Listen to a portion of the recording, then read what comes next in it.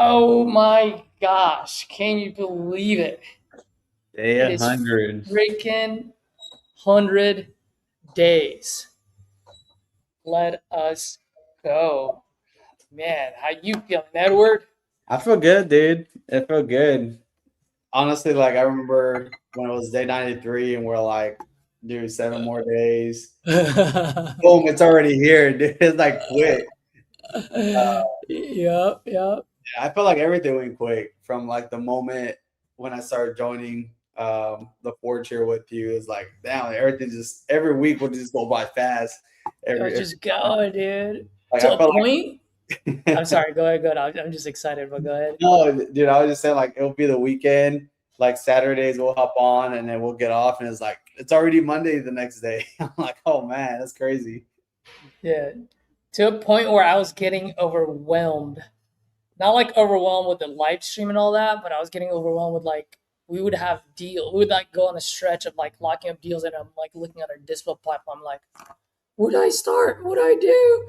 You know, Dude, and it's just like I just felt like I just didn't have enough time to do what needed to be done, and it was like everything just seemed so rushed.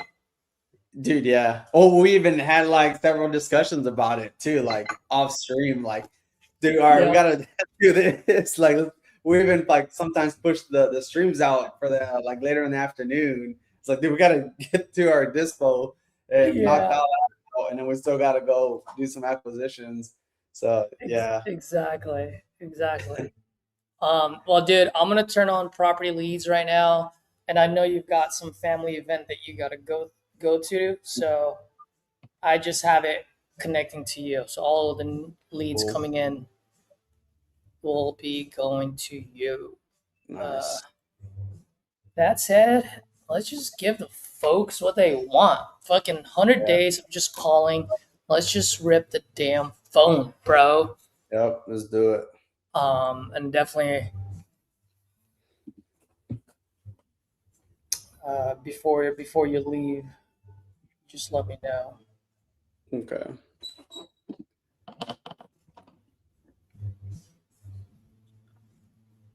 This is uh, it's a telemarketer. All right, let's call this guy.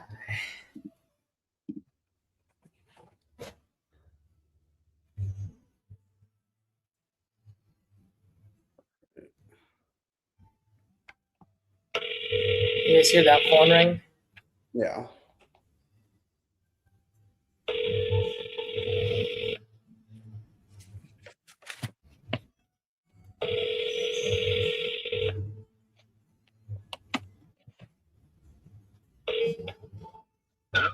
Hey, is Julian?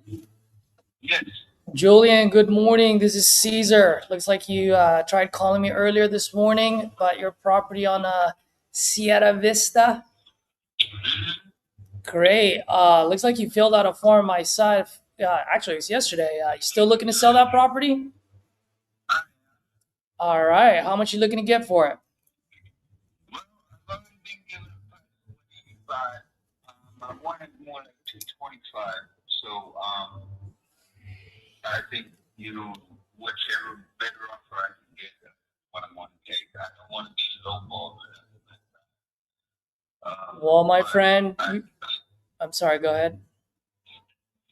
no, I talked to a myriad of different realtors. The guy who got me the place gave me a price that I wasn't even looking for.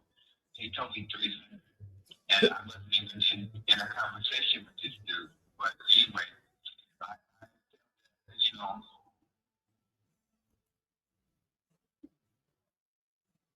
Julian, you there? Julian?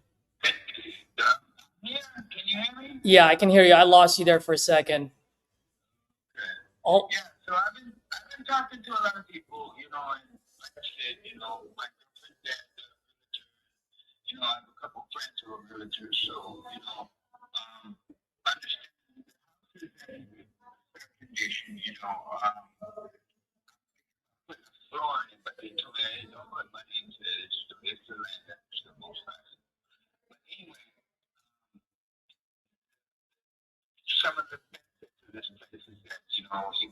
one road, there's some water. You go down another way, there's some water. So I think makes it a kind of a desirable place to be. Nonetheless, that price, I have to get that guy. I lost the number. I have to find that guy's number. But I've talked to a couple of guys, were on the same line. So, if you're not willing to, go with it, like I said, I was off for 185. So, I'm in California, so I need enough to get started. Oh, nice. California. What part of California? Nice. I used to live out there. I lived out there for 12 years. Yeah. Yeah. I was born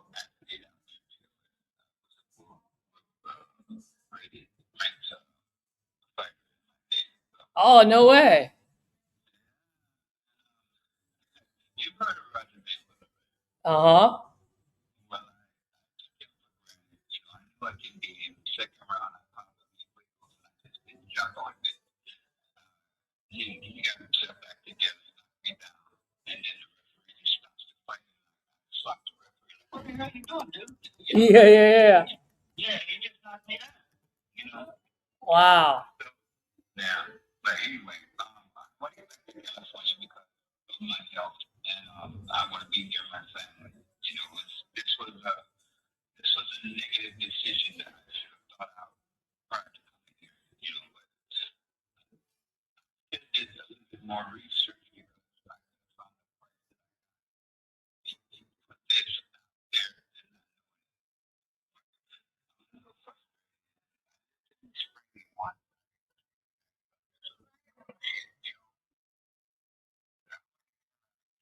Yeah, geez. How long have you been out? So you're saying you're moving to California because you got some health issues you got to take care of? My man. Well, you know what? At least you're blessed that you've got family, right? Like some folks don't even have that. So, hey, man, I will do my absolute best to get you there as quickly as possible. And also, just to let you know, Julian, I am a straight shooter. I don't like to sugarcoat things. So, if I can't be your solution, I will be the first one to tell you today. Okay. And What was your name again? my name is Caesar. Okay. Caesar, just like Julio Cesar Chavez. That guy was a hell of a boxer. Senior, not junior, senior.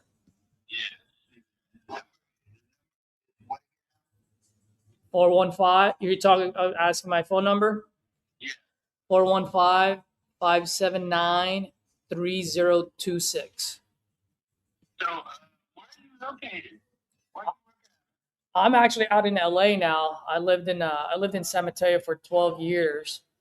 But I'm back out in LA. I'm usually from Southern California. Do you know anything about this area?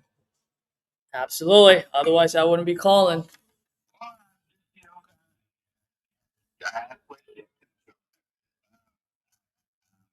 I'm told that, if, they just have an idea of what it is. But, have you been in Lago Vista before? Yes, I have. Here's one thing I'll tell you, Julian. I do bike quite a bit all over Texas, whether it's Waco, Amarillo, San Antonio, Livingston. I'm like all over the place on butt fuck Egypt that you don't even know about, right? At the end of the day, I'm here to like solve problems and help people out. And just for full transparency, brother, I genuinely love helping people as much as I can.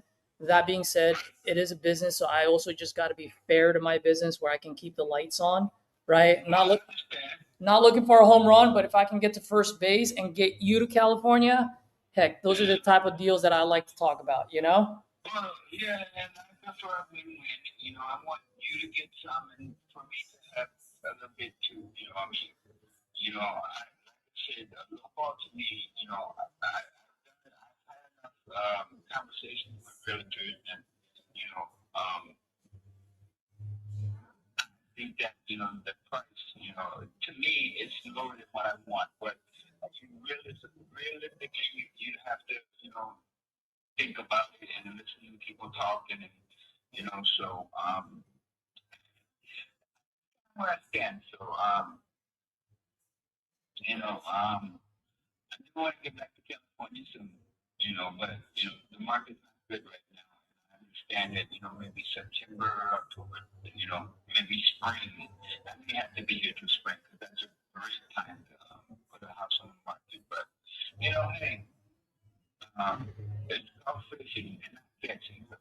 Yeah, yeah. Well, let me ask you, man. I mean, I know you said you got to go to California for some health issues or whatnot. Like, how soon do you want to go there? What's the situation? Well, honestly, if you came over here with a check that is in the bank, that you have money in your account, you give me a check so I can cash that check, I'm done. I'm actually cleaning up my house, getting rid of stuff. I have a bunch of tools. I called my neighbor yesterday. I told him, hey man, come over and see what you want. I'm also going to get rid of my TV. So, or, you know, if you buy it, hey, you can have a TV here for them. So it depends on, you know, like I said, you know, I don't want to put too far away from that price. Okay. Well, here's the thing, man. Since you keep talking about price and realtor and all this stuff, let's talk numbers, just so that we can both be on the same level, right? And if we are, we'll continue the conversation. If not, it was a pleasure meeting you, sir. But either way, I'm buying a house today. It's either going to your pocket or someone else's pocket, and whoever's pocket it goes to, it's entirely up to you. So let's talk about this. You're talking about realtors, realtor this, realtor that. So what did the realtors tell you? Two of them that agree with me, they're talking what I want to hear. Just give me numbers. Here's 185. I was already Now I understand, but what were the realtors selling you? we're in the same area, you know, 175, you know, something like that. 180, you know, but like I said, one 225. Okay. You know, there's only one sold recently, so but So can I ask you a quick question, Julian? So if the realtors are willing to put it up on the market at the price point that you're looking at, any reason why you haven't even tried it and see maybe you can put it up on the market a little bit higher so that maybe someone might bite at it? well, like I said, you know, if I feel that, you know, we're talking the same talk, and you understand it, and I understand you. You know, whatever price seems feasible, you know, you think about it. So, like two, and I think that's another one. I like how they talk. So, you know, right now it's a decision on who to go with. You know, Well, let me ask you this. So what would make you decide to go with one person or the other? well, you get that price. So if you're willing to get that price from me, I can disregard them. All right. Well, I don't mind getting your price as long as you can show me how I can keep my lights on. If I can do that, then let's go all the way, right? And if not, then I'll be the first one to tell you. So let me just ask you. I understand. So Julian, let me ask you a couple of quick questions if you don't mind, just so that I can get a better understanding, and then I'll let you know where I can go from here. Okay? Does that sound fair? All right. So because you've talked to realtors and all of that, let me ask you this. Let's say I do buy this off you, anywhere between 185 to 225, right? At least I know your range. If I can buy this off you anywhere in those range, how much can I resell this for? This area is being, actually what they're doing is they're paving roads to put it up business. So that money to your price, you know, with them and the ticket. So whenever you know, the roads in here are pretty hectic, but there's a plan that they're going to pave the roads and put up business. You're by the lake, you know, in two different directions. to me, that sounds like a wonderful area that people want to enjoy. They love it. If you got a boat, I mean, you're right here. Do it drive 5 miles, it's frozen water. So, it's a, realize that it's a shame. Well, this area sounds like a premier kind of location, so listen to what you have to say. And So Julian, so back to my question: how much do you think I can resell it for? Well, I believe with all the renovations coming, you should be able to get a good price for it. I would say, because a lot of people that I know that looked at comps and everything, and I realized a lot of people don't know real estate. So, and that's why I'm asking you. You sound like you know it. So how much do you think I can resell it for? Well, let's say you give me 185, okay? I think you can get 250 for it. All right, so 250 is what I can get for it. Wow, imagine that. All right, and how much do I need to sink in there so that I can sell it for 250? Well, actually, I don't think really. Honestly, I mean, I wish I had pictures to show you. I mean, it's just perfect. I mean, I've been for 7 years. I have no problem with the roof, and the only thing I like to do is I like to manicure my lawn and all the wood and all that. So I cut it down, and so you can see more. But there was an area where you go on the back deck, and since the trees are growing, I used to be able to see the lake from there. So it's a quiet neighborhood. You got the neighbors are far enough away that they're not in your business unless you're making a lot of noise. So that's what gives me the idea that that should be a reasonable price. So how much? Hey, Julian, I really respect you, sir, and I told you earlier I'm a direct shooter. I don't sugarcoat things. So I'm just asking, since you know your house better than anyone else, right? Just level with me. If I don't mind paying you 185. I'm from California. I got it. Okay, I don't mind. So all I'm asking is just give me a straight number. I don't need a story. If I buy it at 185, how much do I need to sink in there so I can sell it for 250? Well, honestly, I tell you, you're not going to have to spend that much money from my perspective because, like I said, I was going to put a floor in it.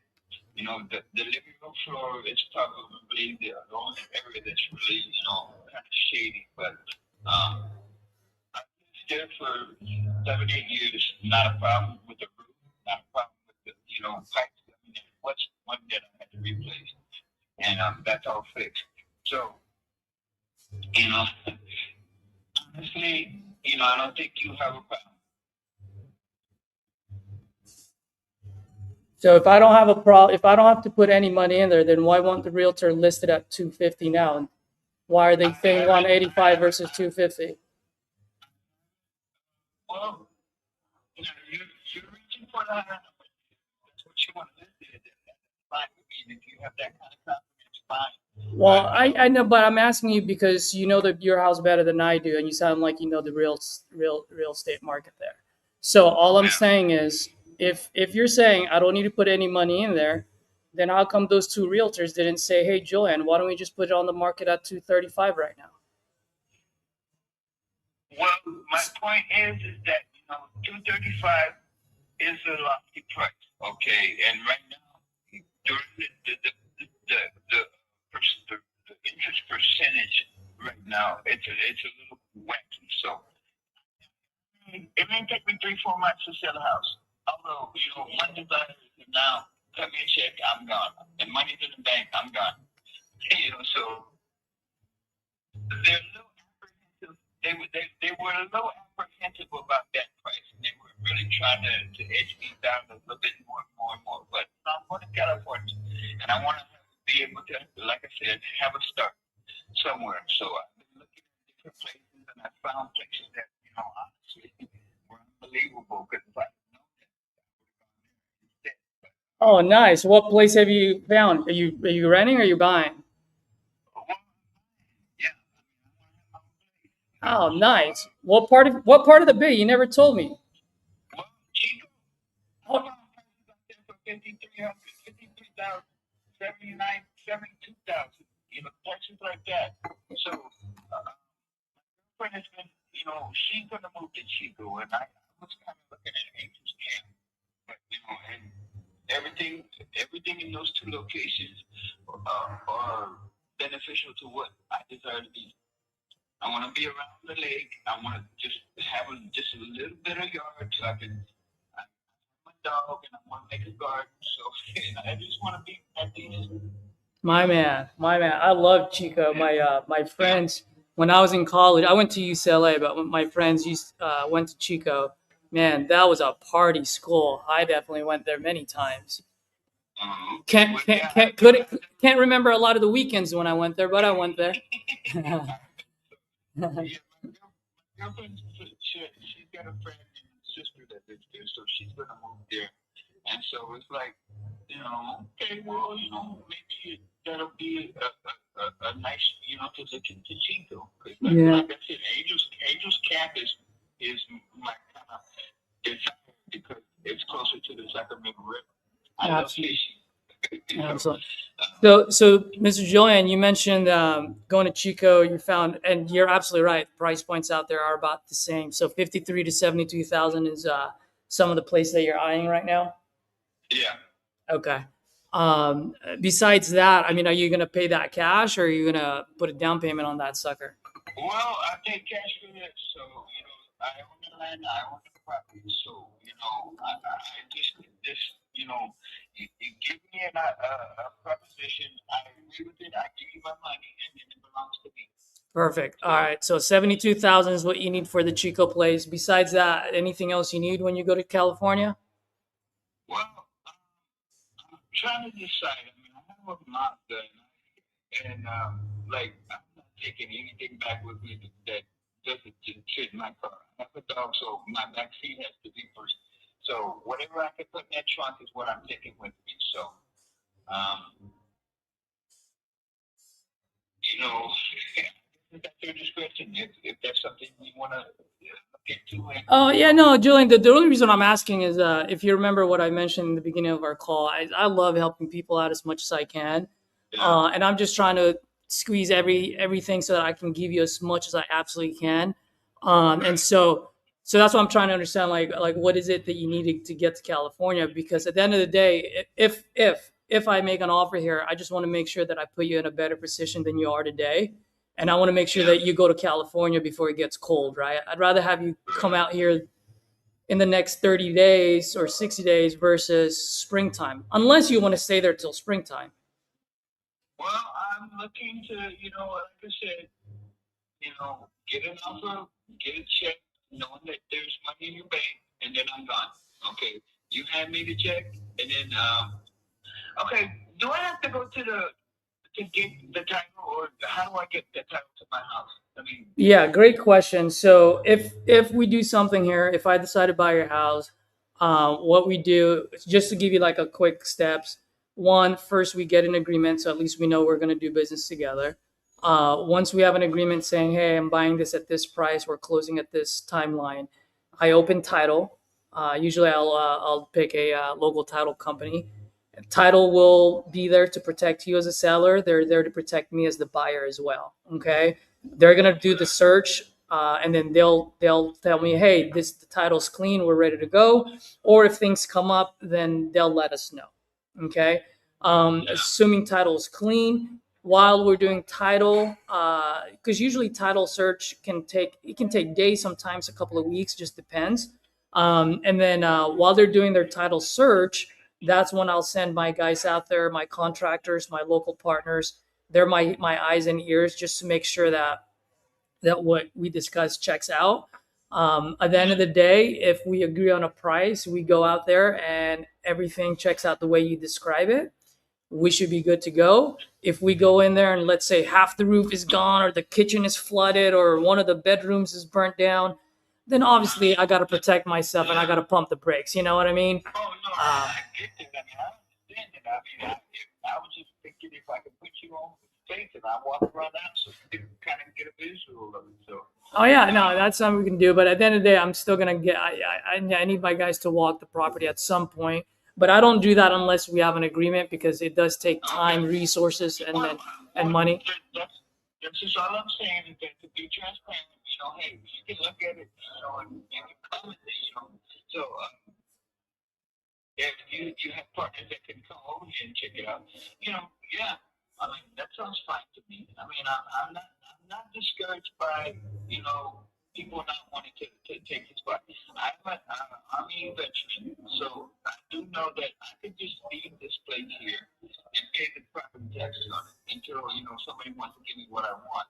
Okay, so my neighbor, I was thinking about maybe renting out to him because his wife has family that they want to be closer together. So I have an option on my side, but those options, you know, I just want to, you know, make a deal, get a check, go to the bank, make sure the money's there, and then get in the car and drive. I'm gonna hit him between his eyes right now. I'm over this. My dream. So you know, if I'm a little bit, you know, far out of my dream, you know, hey, you know, at least I can, you know, maybe bargain something, but you know, I don't want to be what I feel as a low ball.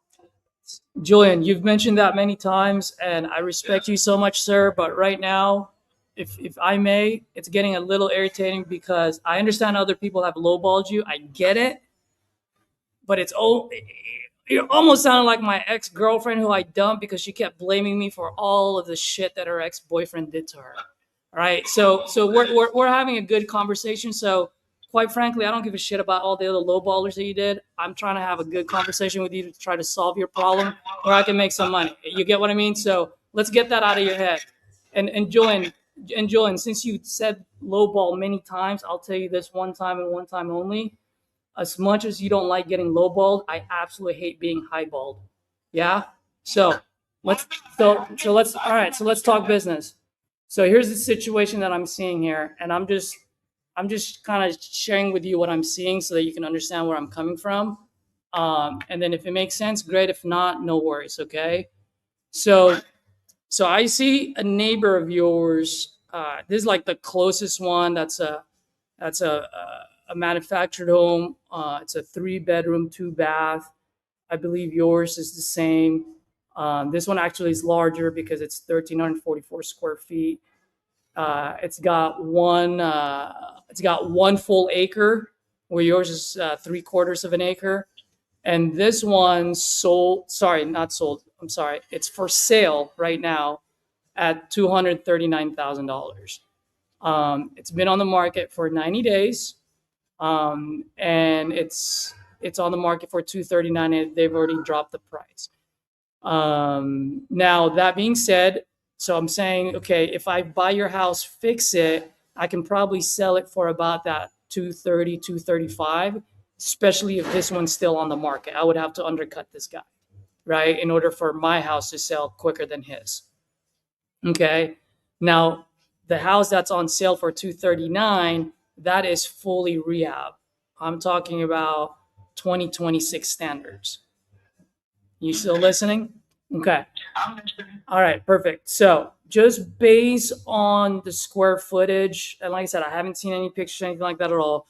So just based on the square footage for a 1,200 square feet house, that's what you have, if that's correct.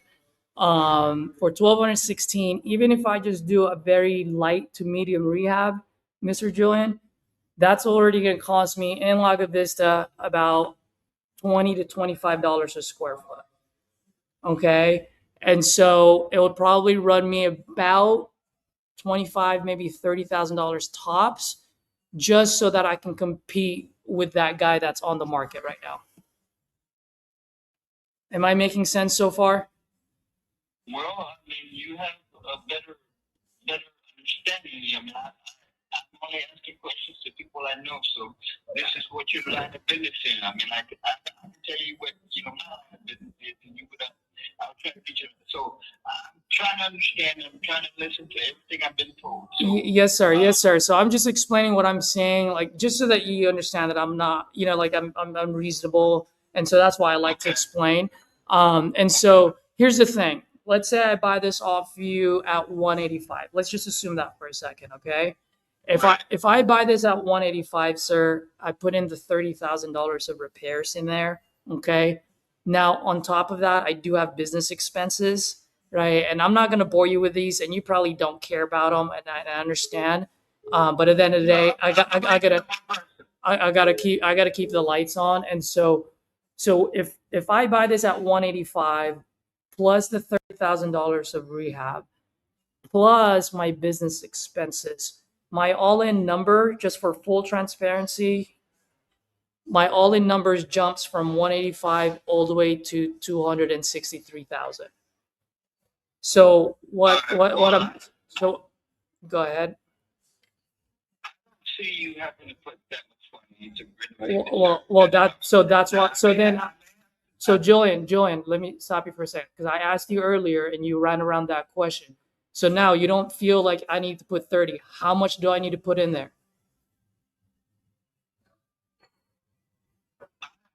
You have to put half of that into that. I mean, unless you're dealing with people that are raking your yard, I mean, trying to get as much money out of it. But to me, I mean, if I put 30,000 in, why would I want to leave? Okay, I mean. Well, hey, I'm not disagreeing. I'm not disagreeing or arguing with you. So I'm gonna do you a favor. I'm gonna put $15,000 in my rehab. Is that okay? You said about half.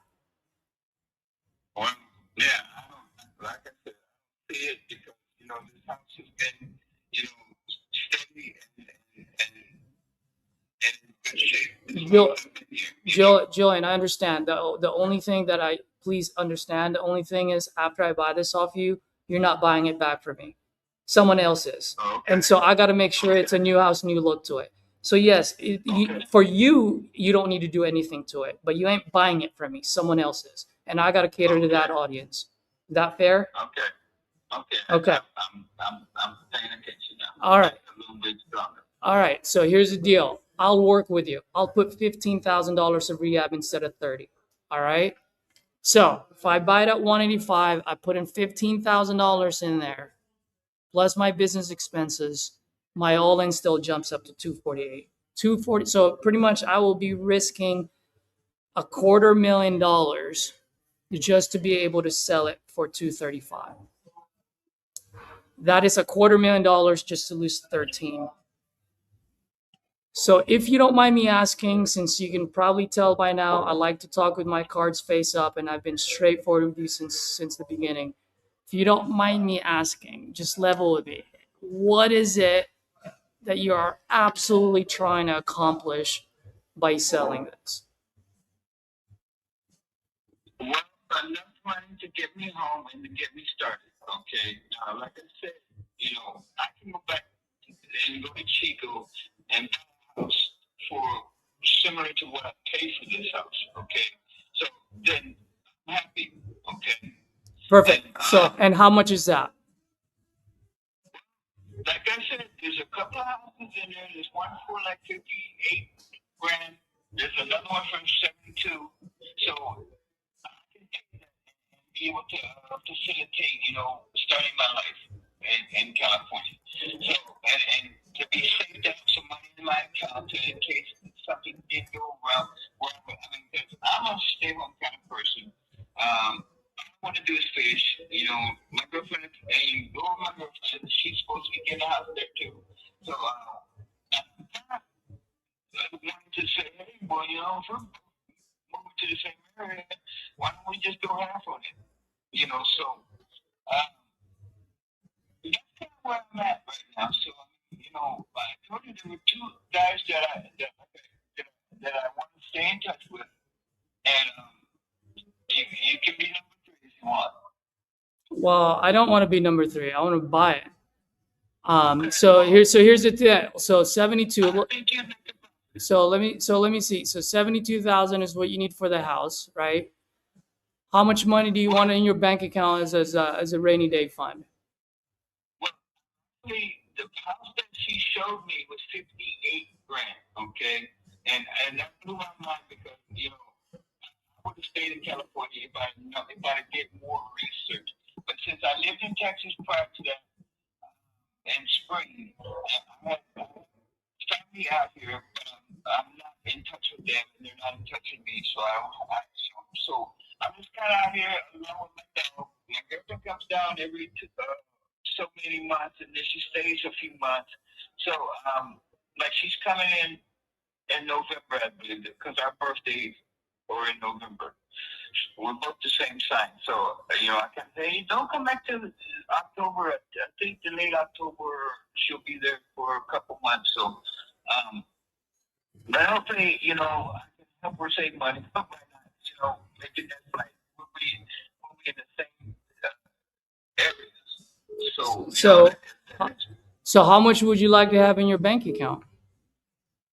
Well, Besides after buying it, let's say I buy that $58,000 for it.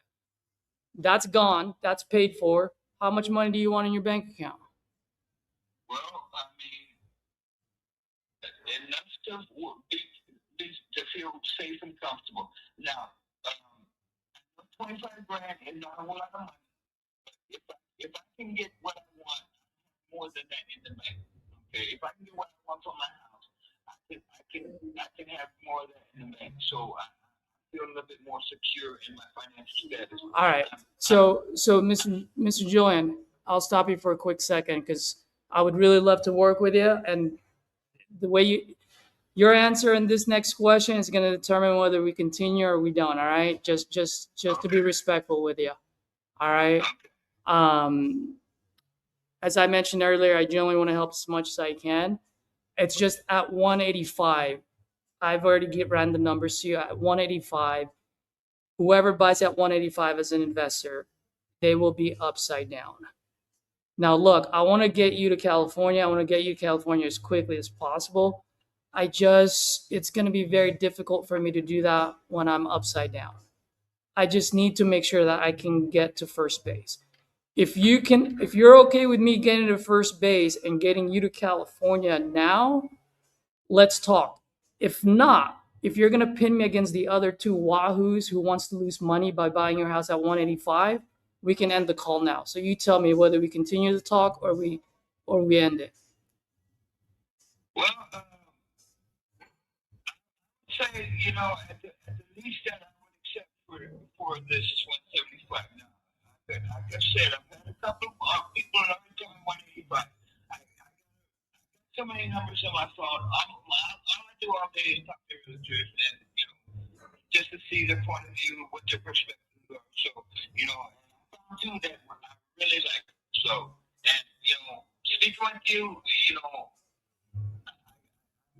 respecting everything you're saying, and I'm understanding. I'm trying to do my best to understand. I'm not a real estate person. I'm being schooled by other people.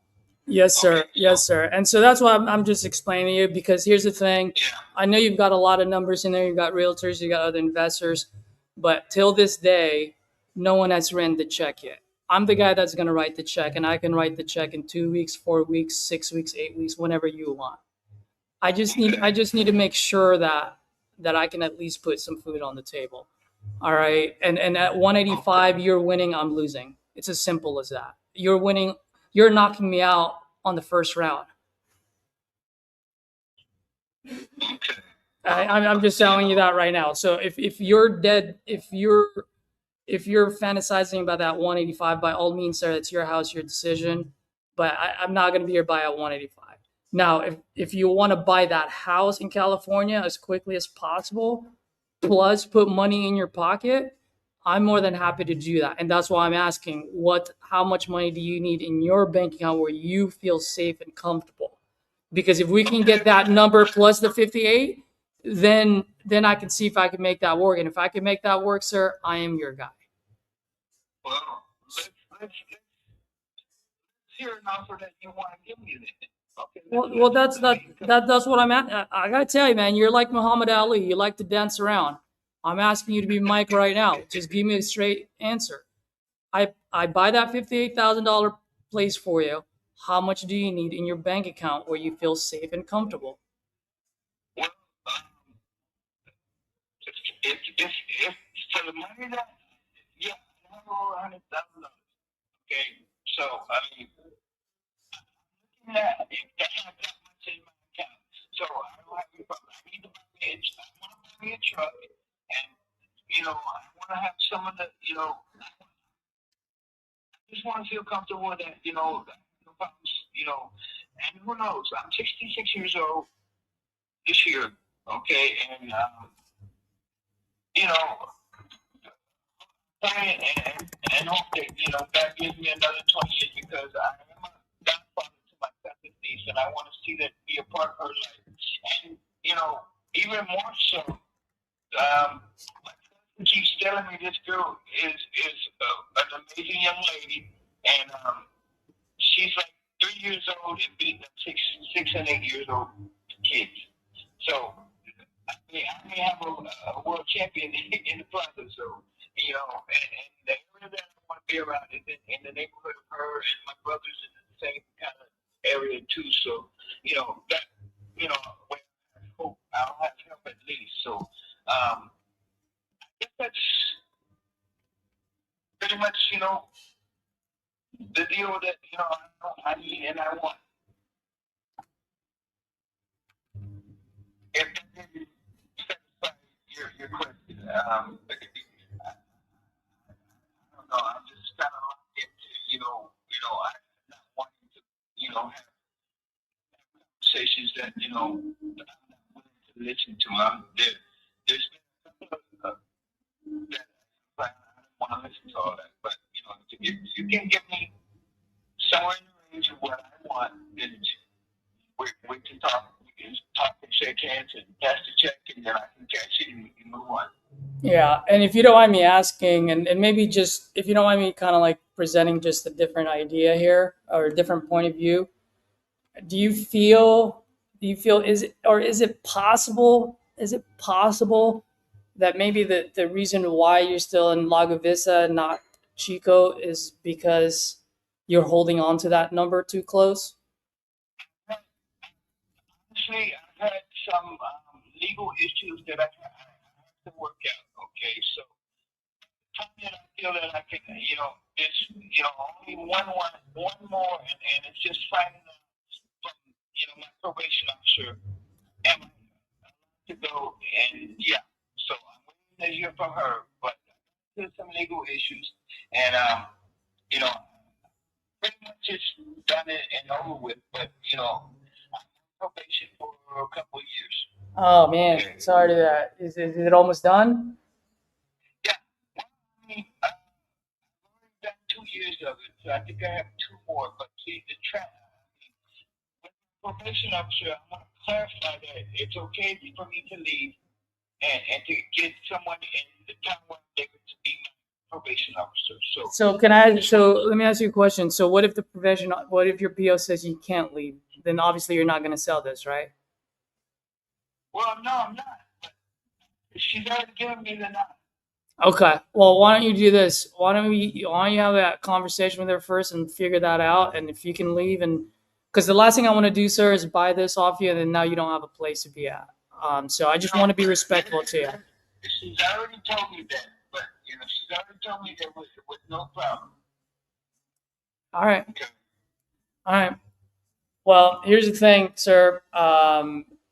In order for this to work, I can buy that 52. What did you say? 58,000 on the other place, and I can probably put another $50,000-$60,000 in your pocket.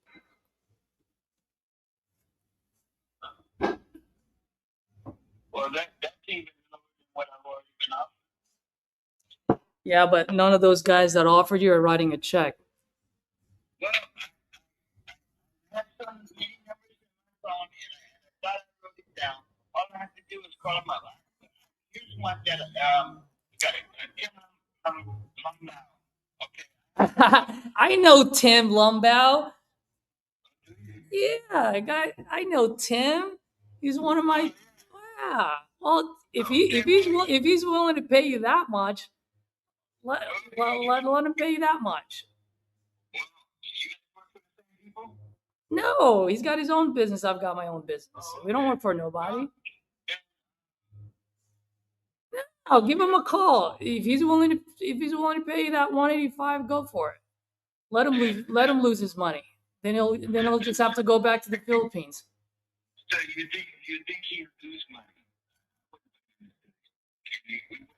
Something if he would tell me what the things he didn't tell me. He gave me a price of what 68. Ah, look at that! Look at you, Miss. Now everything's coming out. So you didn't get 185. You got 168. Well, like I said, I like the way he talked with me. He's very reasonable and understanding. And, that was a okay. Cameron's not here. Paul Johnson. I know all these guys. I taught them how to do this. Yeah, Paul Johnson. Yeah, but hey, Mr. Julian, how's this? You've got my number. You now have another person in your cell phone. If any of these guys don't perform, give me a call. I'm from California. I'm the guy that can write the check. They can all throw large numbers, whatever it is, but you either want the highest price or the one that you can count on. And when you decide that you want the one that you can count on, then give me a call. But if you want the highest price, don't pick up the phone. I mean, call Tim. Don't call me. All right? That's good. All right. Jesus. That was a long one. Tim, Tim, I want to give him a shout out, dude.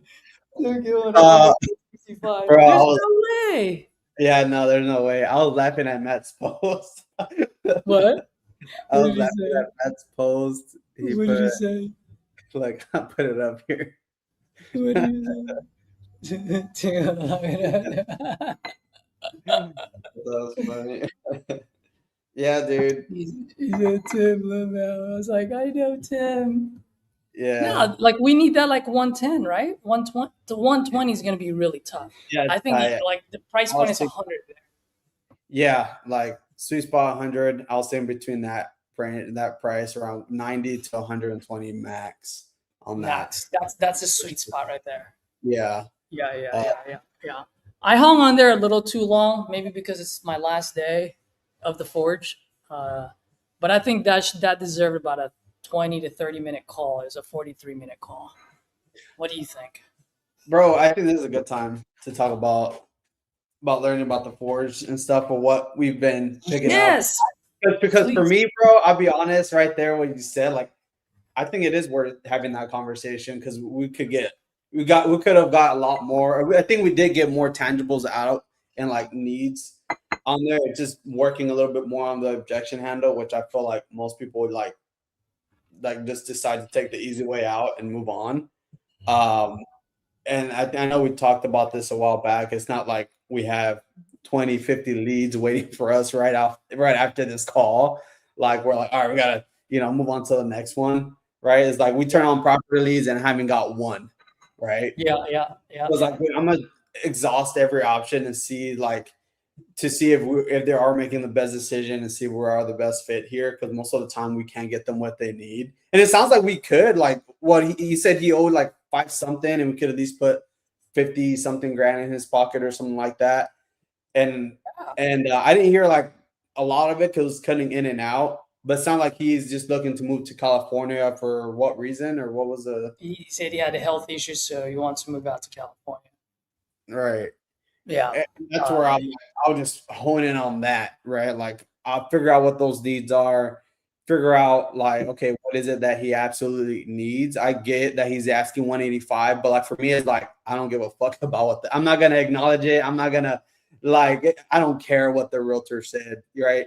And I like the fact that you educated him down, right? Like, that's a part where we were talking about a couple of days ago, was just like, hey, we just educate them down from that part and kind of bring them back to earth a little bit.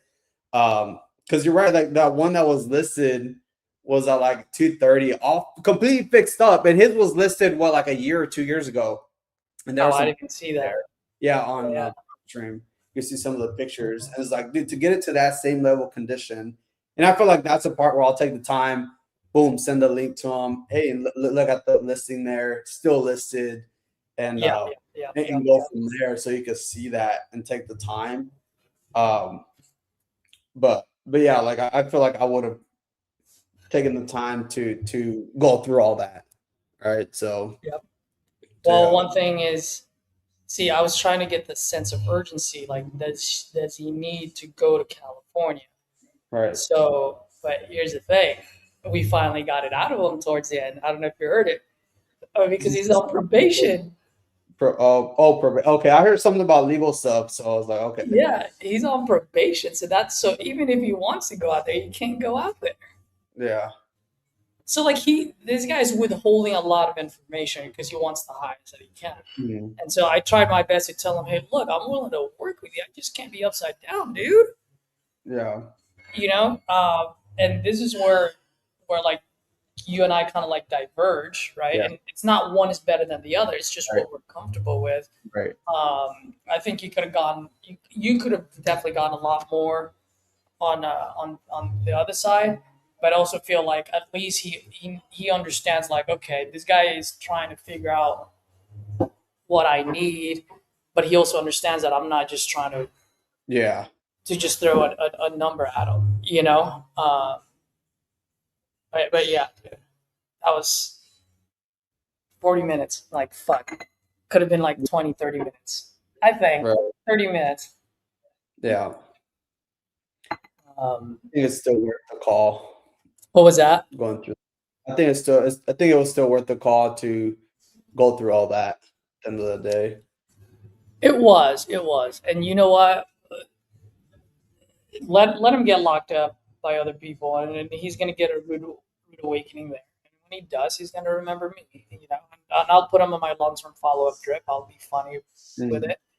But at least he knows I ain't bullshitting, and yeah. It is what it is, dude. And yeah, you're right. I am gonna send him that link, and I'm just gonna be like, "Hey, brother, like, just so you know, I wasn't lying. here's the competition, dude. Like, and your house doesn't look like that. It's like you said, it's gonna take a while. Right. But I added some of your lines there, Edward. I know. I saw the. Have you considered? Yeah. Have you considered line there? For sure. Reframe his mind there. It's not as clean yet, but I got it out there. Dude, and I would say, because even if once you give him the offer, like he's like, he didn't say no, he just said like, hey, well, that's what I'm asking for. And for me, like, and this is another thing about the Forge where I'm like, also help with focusing on the process and kind of like being able to go back and listen to these same calls and be able to learn from them. Like right there, like for me, like it like triggered me, right? Be like, and I always want to be like on the same side that like I'm with them. So I always like to disarm them right there, right? And say like, hey, I hear you. Like if it doesn't feel like a win for you, like we're not gonna move forward. I want to do everything on power, like to make sure it does. And then that's when I'll go and ask them. And I'll say like, well, I'll go back and say, and just to see if it even makes sense for us to even, you know, kind of go through this further or jump on another call. I mean, with the X amount that we discussed, would that even be enough for you to do X, Y, Z? Right? Just to hear like a maybe or something. It's like, well, yeah. Right. That is what I missed. That is right there. I'm like, yeah, but I want more money. Now it's like just a want more money objection. Right? It's like, okay, cool. And that's the thing is like we got to identify what the objection is. Is it I want or is it I need? Right? Because those are two separate things. And that's the stuff that I learned like doing these calls, with you and kind of going back, reviewing them. I'm like, dude, there's a huge difference about that. Right. Yep. So now it's like I want and I need is two separate like objections for sure. Like the way you're gonna like go about that. So like right there, I'm like, yeah, I would. Now I hear like, yeah, I would, but I want more money. But yeah, and of course, and that's not a problem. Now, just so I know, like, because I know you mentioned it would, like, why do you feel like it would still help you do that? And now he's just selling himself, right, on why. I don't need to focus on he wants more money. I got to focus on like why it would work for him. Right? Yep. And now he wants more money or needs more money. Now I could just go back to the tangibles. Okay, what that needs. And if it is, I try like if I could go up higher, I will go up higher if I can meet those needs and still make it profitable. But if I can't, that's where I go back. But like, hey, would you be open to a suggestion, like where maybe with the offer that we do have on the table, and that would still work to be able to accomplish XYZ? And that's where we have to be creative at that point. That's a part where we would have to come with like problem solve. How can we still get them there with the money that we got on the table after we try to either get them a little bit more money, explore these other options, and we absolutely cannot. Now, okay, now I have to put my problem solving hat and see how we can still get him to what he's looking to accomplish with the money that's on the table, right? Yep. You hit it dead on, man. I'm sure I missed a lot of things, but if there's one thing that I missed, that was the biggest one. In the end, I was looking at my clock. I'm like, dude, this thing's going way too long, and I just gave up. Yeah. You're dead ass right on and that. That's what I'm saying right there. Like, I feel like everybody's mentality, like, yeah, I get it. You don't want to waste time, but that's also like a limiting, like it limits you. I feel like it does you no purpose to think that way, because that's where you're missing stuff. Like, that's where some people are missing stuff. They are missing some stuff there where, like, okay, we could have dug and dippy right there. Like, maybe that would have been a couple more objection handles we could have gone, maybe a couple reframes and get them back. But at least we tried everything we could, you know. You're dead ass right on that one. Yeah. Like thinking back to it right now, that is the part where I could have brought that back. I don't know if you would call it future pace it, but show them the picture, the big picture of like, hey, understand that, you know, that's not 185, but earlier you mentioned this takes care of this, plus it does this. Would that be, you're dead ass right up. Because at that point, he would have to talk himself out of it. He would have to sell himself on why it wouldn't make sense. Yeah. I did all of that, and I missed that. And with this seller, I think he would do a heck of a job selling himself, because he could story tell like for a long ass time. He was getting to me, but oh my gosh! But he wasn't bad though. He wasn't bad. What was that? I thought it was just hilarious because you would call it out, and then he would just go back to another tangent, and he didn't like even answer a question. He did it multiple times, dude. And I even called him Muhammad Ali. I was like, he danced around. I'm like, shit, dude. Man. I love those lines you threw at him. The ex-wife one, the Muhammad Ali one. That was I gave him so many, and it didn't faze him. He just kept going back, and I'm like, fucking hey, dude, you gotta be kidding me. Yeah. So dude, like those are like the main things. Like from when I started, like being on the force to now, is like those points. There was like, okay, now I'm like focusing on the process, refining that, actually listening, and kind of like once those little things they say is like, it triggers me now. I'm like, oh, okay, now I know how to navigate it, which I guess that's where it comes, where, you know, the active listening, it becomes very important right there. Yep. So hey, by the way, Edward, sorry, I didn't mean to cut you off, but I don't know if you noticed, you got a new lead that came in last night or this morning. Mark. Yeah. And because I know you got to run. If you don't have time, I can call it. But if you want to call it, I mean, you could call it, because it's probably going to take a little while if he does answer. It's going to take a long time. Yeah. All right, I'll call this guy, and this is a good one too. Yeah. Well, actually, no. Let me give this guy a call. I'll keep it under your name, but I'll give this guy a call. It's Toledo, dude. There's like, there's no room there. This is king closer all the way.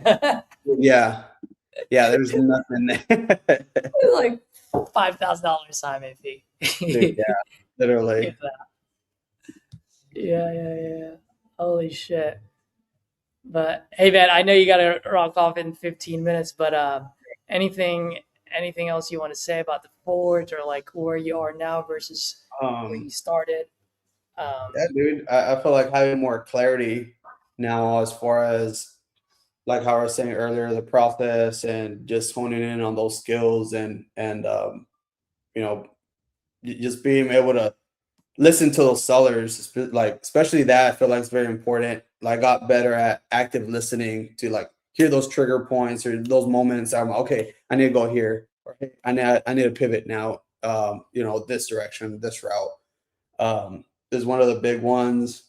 Also the comping part, dude. I feel like the comping part too is like, dude, we don't have to comp right away. Like we could pick it up, kind of like look at it a little bit, but it's like at the end of the day, it's like I feel like I don't really care right now. I'll put them No. on hold, and that's when I feel like people watching may have noticed too. Like from the beginning, and now I'm okay putting them on hold.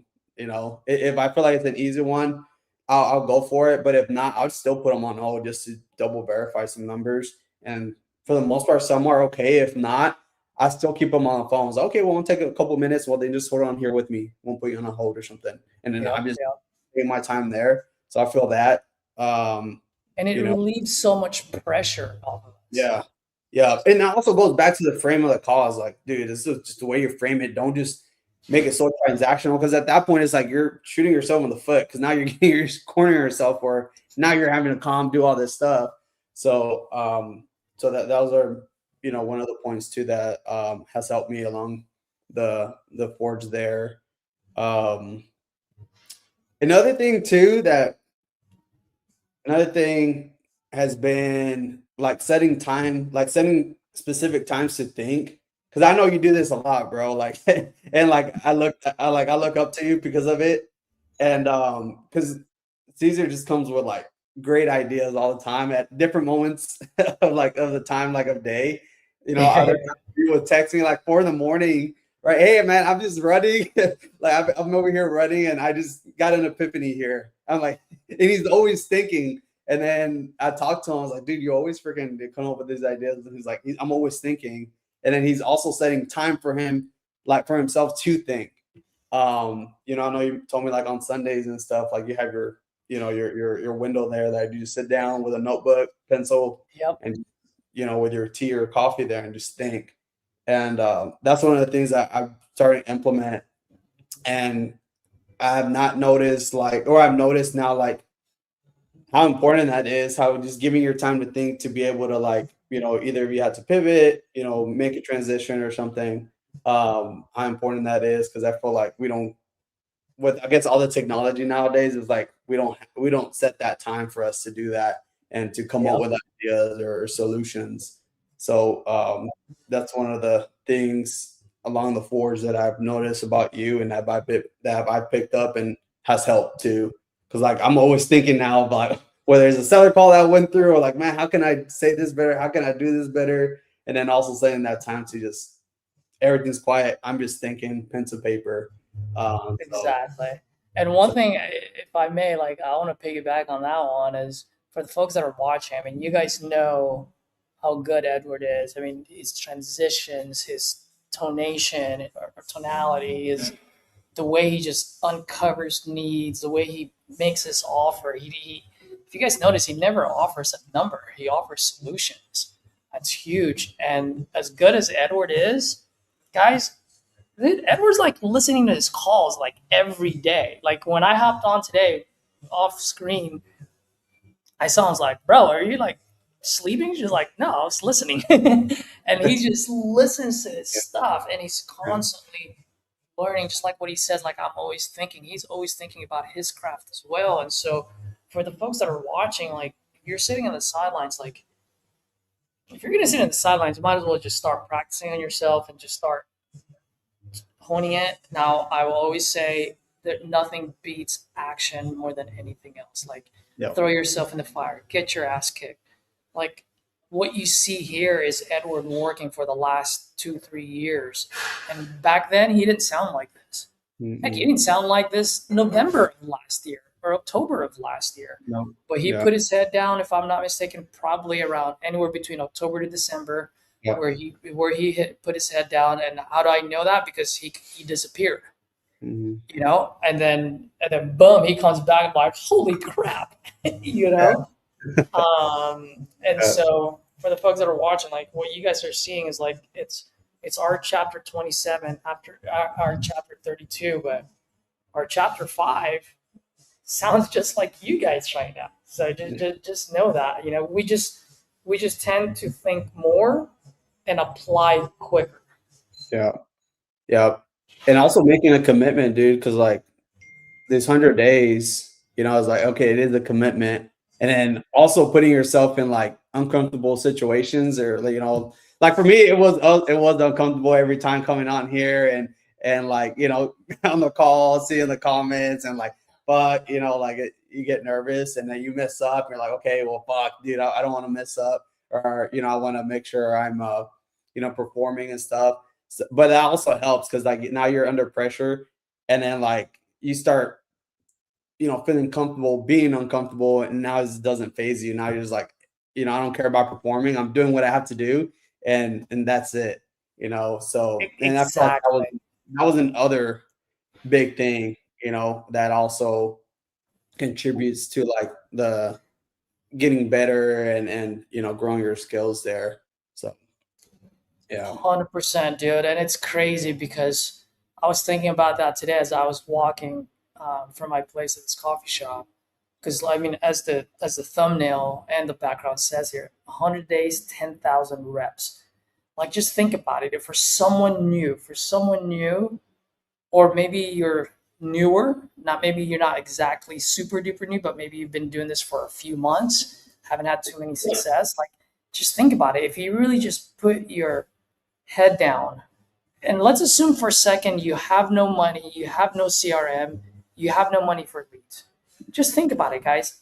Can you make 100? Can you just go on Zillow and literally dial 100 FISBO numbers every single day for the next 100 days? Just think about the amount of knowledge that you're going to learn in those 100 days if you just did that with no money. No money for leads, no money for CRM. All you have Right. is your phone and your determination, Right. right? Just think about that for a second, guys. Like, that is insane. I was thinking about that this morning when I was walking. I'm like, holy shit. Because I was like, wait, did I do my math right? Like, because I'm a math major, so I'm like, 100 times 100. I'm like, that is 4 zeros. That is 10,000 reps. I'm like, Yeah. holy moly. But people don't see that. You get what I mean? Like, people do not see. And even now, guys, like from the first day till 100 days, I've seen some difference in my phone calls. Mm-hmm. I'm almost like in that matrix now where, like, if you guys notice, like when Edward is on a call or I'm on a call, like our eyes are not going like this. I mean, yeah, there are moments when our eyes go like this because we want to just check the market, Mm-hmm. especially if they're talking about condition, because we don't need to know about it. But the majority of the time, my head is down, I'm looking somewhere, and I'm like, I am literally zoning into the conversation and staying present. Yeah. And that is a very, very dangerous place to be in. Yeah. Talk about for the seller to be in my matrix when I'm in that zone. Yeah. You know. Uh, but Edward, man, I am so thankful, humble, grateful that you made that call, man. This journey had been absolutely amazing. Obviously, this is not the end. This is just the beginning, Yeah. right? And you've always been there, like whether like we're making calls together all the time or kind of like in the shadows where we'd always stay in touch. Yeah. But this is like the first time where we went for like literally 70 days. I think he started like when I was like 20, 30 days into Yeah. it. Yeah. Uh, every single day except for Sundays, dude. Mm-hmm. And then it was great seeing you, grow as well. And for the folks that are watching, like Edward and I have phone calls like off stream or like, how should we do this? How should we do that? Like Yeah. he'll present his idea, I'll present my idea to a point where we're like, wait, we're overthinking it. Like, just go do Yeah. your thing. Just do your thing and just trust yourself that you're good enough to pivot whenever you need to. Mm-hmm. And so I think, Edward, if because I know you got to get going, if I can end with this with you, I think, not think, I know deep down into my heart, bro, the only thing for you is to trust yourself to pivot. Mm-hmm. Don't fall in love with one direction, Right. because I feel and I see it in your eyes when you're on the phone with a seller. and you feel like you should go one way, but you're like, no, I'm gonna keep doing this way. And I Yeah. see it, and then when you get off the phone, like you don't say it, but I feel like you want to say like, fuck, I should have done the other. I should have done Yeah. this important. Whatever it is, like Yeah. I just want to say, man, you are really fucking good. I think you're in the upper echelon when it comes to closers. I will put my money on you any day of the week, twice on a Sunday against a lot of folks. Just trust your gut, bro. Pivot when you need to. Yeah. Just you can pivot at any given time of the conversation. Yeah. Like even in this one that I did, and I'm not trying to like boast myself, but you saw me pivot between king closer and digging Yeah. to the motor. It was just like, and Yeah. it's like a boxing match. You know what I mean? Like I'm just gonna take what you're gonna give me, I'll run with it, and then I'll go back. And Yeah. all I'm saying is you are skilled enough where if the seller goes one way, you decide to follow him, you're skilled enough to bring him back wherever Yeah. you want to bring him back to. Mhm. Yeah, and that was a perfect example though, because like you kept going back. So like that was the part you're in to educate with the numbers while also going back and forth with the needs and back to the cop to like educating him and so on. So that's like the perfect pivot there that I noticed when you were on the phone there with them. And that's what I was thinking too, is like, okay, this is right here where we should pivot and then bring it back and then pivot again and to kind of get them back to earth. So Yeah, yeah. yeah, you're good, man. Fucking amazing, bro. I appreciate you. I know you got to deal with some family stuff here. Nothing bad, by the way, guys, but just got to take care of some stuff. Dude, where's Sophia? It's the last day. Is she there? If she's not, don't worry about Dude, it. she's like out. That little No girl's worries, no worries. That is awesome. Well, hey, man, I know you got to hop off. Hey, you never know, man. I might be on here for 8 hours since it's the last day. yeah. So, If you are one, I'm yeah, definitely yeah. getting I'll back on. And then I'll take you off the inbound thing here. But if you want to take some calls, let me know. I'll put you back on there. okay. Sounds good. All right. See you guys. Later, Edward. Oh, we Later. never came up with a name for Edward. We need to come. I'm gonna need to come up with a name for you, buddy. Yeah. I don't know what it is. It might be the smooth assassin. Ooh, it might be it because you are quite smooth. Yes, and you do we'll, land we'll, like a ninja, by the way, because you land your questions nicely, dude. It lands soft. all right. Let's go, man. All right. Jay Styles, what did you say? I think you guys both are both next level, crafty, and really know how to get people's pain and needs out, no matter the type of seller. That's the best part. Thank you, man. I appreciate the compliment. But yeah, we just take our time and we work hard on our craft and for the folks, before I start picking up the phone again, at the end of the day, this was the whole thing about the forge is just to show you guys like the amount of energy, time that you really need to put into this. And I know there are a lot of amazing gurus out there, and they even tell you guys it's not a get rich quick scheme, but it's human nature for us to just gravitate towards towards the highs, toward the reals, right? And it's just that I just want you guys to understand like you got to put in the time and the effort, the sweat, the grit, the sleepless nights, like you got to put in the work. Real Chapo, how you doing, buddy? It's day 100, man. Day 100, feeling good. I think, not think, Edward and I just kind of had a pretty good dialogue there about our 100 days. Um, but I'm done talking. Let's make some more phone calls.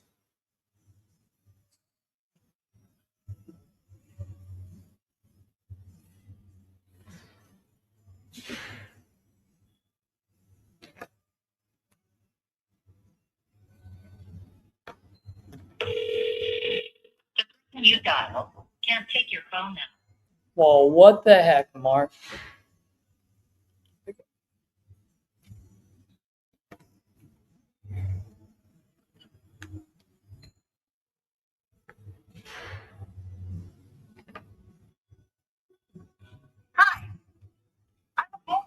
recording this call for the person you're trying to reach.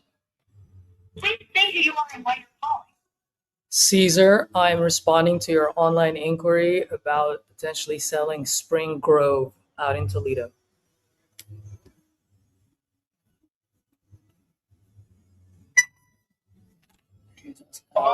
Hey, good morning. Is this Mark? Yes, it is.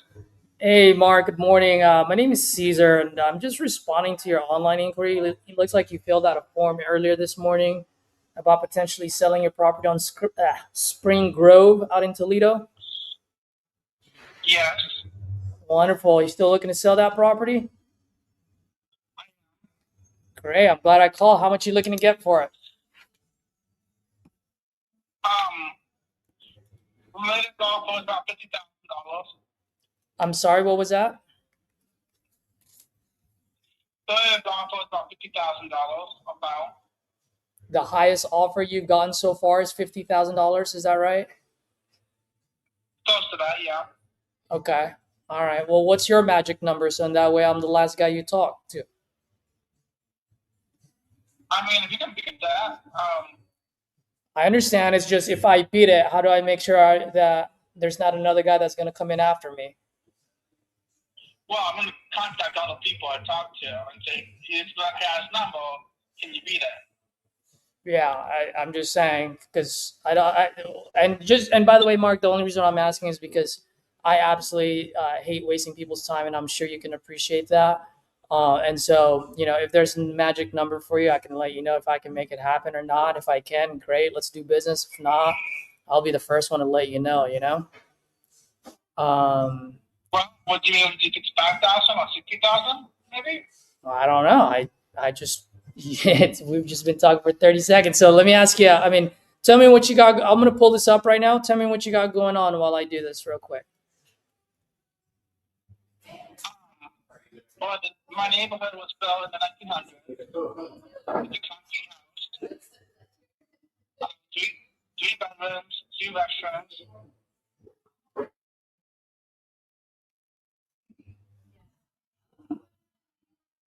Uh-huh. Are you currently living here? Is this occupied? Is this vacant? What's the situation here? Yeah, I'm currently living here. I'm moving out. Oh, wonderful. How long have you lived there for now? I've been here for like 20 years, but Oh, so you got quite a bit of memories there, huh? yeah, Gotcha. What, if you don't mind me asking, what got you moving out? financial problems. Oh no, sorry to hear that, brother. Are you Yeah, are you moving somewhere else within Ohio or a different state? I'm moving to Virginia with my parents. Oh, you're moving in with your parents, you're saying? Yes. Gotcha. Okay. Is there a timeline that you need to move to Virginia? What's the situation? We want to get this done as soon as possible, so within a couple of days or maybe a week, as soon as possible. Okay, so you can close as quickly as possible. Is that what you're saying? Yes. Okay. Yeah, I mean, I can do that as well. I usually, well, not usually, whenever I do business, just to let you know, we will, if we do agree on a price and a timeline, obviously I'll open title. Title will run the search just to make sure that it's a clean title, and they're there to protect you as a seller, and they're there to protect me as a buyer. Usually in Ohio, it takes anywhere from a few days to about 14 days. So I can close as quick as title clears, pretty much. And I can also work with your timeline to make it flexible and convenient for you. Got the inconvenient? No, I said I can make it as flexible and convenient for you. That's what I was saying. Okay. Yeah. So I talked to one person, and he said that he wants to keep the loan as it is, but he'll take over the loan, and he'll pay me a monthly payment for however long, while give me, I'm talking to this one guy, and he's the best opportunity right now. He said he wants to keep the loan as it is, but he wants to take over the loan, but he wants to keep my name on the house. So, So we keep the loan as it is, but if you know, I sell and if they pay me a monthly payment a month for my house. Okay, is that something that you'd want to do? Yeah. Okay, and if you don't mind me asking, if it solves if it solves whatever you're trying to solve, like why haven't you taken that yet? Because he's trying to do his part, get his part, find out the details. Oh, he's okay. So he's going to his fake underwriting department to figure it out. That's what he's doing. Yeah. Okay, so I'm just saying now, you want to try to be there. okay, so is that something? So I mean, so is that something you're okay with as far as making pay? Like, what are the terms that he gave you?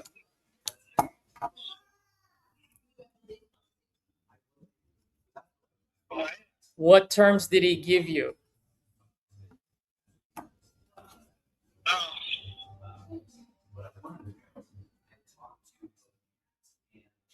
He didn't give me any terms. He just said that he'll give me a paycheck, he'll give me some money, my pocket well, and he'll pay me a monthly payment you know, for the next for the foreseeable future until it's paid off and you know, he'll have the house. Okay. And then you go ahead. If you need to just call my dad real quick and he can explain to you how it is. If you can beat his deal, I'll go with you to the path. Uh huh. Yeah, I know, but you said he hasn't given you any deal yet. So maybe you and I just make a deal here. So let me ask you, how much do you currently owe right now? 24,000. 24,000. Okay. Now let me ask you this, just for shits and giggles. I mean, quite frankly, I'd rather do cash, and that way you just get in and get out. You get your money, and I can do whatever I need to do with it. Usually that's the cleanest way, and a lot of sellers like that. That being said, I can also get creative like this other guy. That's not a problem for me either. Okay. So let me ask you this: if I let's say I do buy this off you, and I pay, obviously that 24,000 gets paid first. So after paying that 24, I mean, how much money do you need in your pocket to get to Virginia? Well, the removals will cost about $4,000. Mm-hmm. And some debts with the money, which it costs about 24,000. How much are your debts? He said My debts are about 24,000. about 24. Okay, and this is not the mortgage, right? You're saying this is another set of debts you have? Yeah, the mortgage. I'm studying paying 24,000 on the loan in my house, but separately I have 24,000 in debt right now. Oh, okay. So you want to get rid of that, Yeah. right? Yeah. Okay. So as long as that's gone, or at least you're not paying for that, you're okay with. Is that right? Right. Now, if you want me checking about my dad, he can explain the situation. I said, this guy, if you want me checking, do you want me to call him real quick? Call who? Your dad? Yeah, my dad. He got to explain it better than I can. Yeah, I mean, I don't mind. Is he a decision maker on this whole thing? Well, he's my dad, so he's taking the advice very seriously. Okay. I mean, yeah, I don't mind figuring it out. Well, let me ask you before you do that. Let me ask you. So just so that I can run some quick numbers here, the $24,000 of debt that you have right now, are you making monthly payments on that?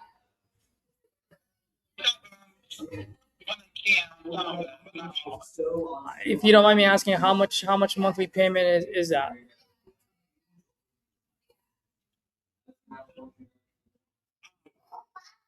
It's like 160 a month. How much? 160. 160 a month. Okay, that's all of your. Okay, 160 for 1 month. Okay. And then I have another credit card which is like loaded up. Credit card that's loaded up. like I said, I have a lot of debt. Yeah, but I guess what I'm asking is how much monthly, if you were to make those payments, how much are those total?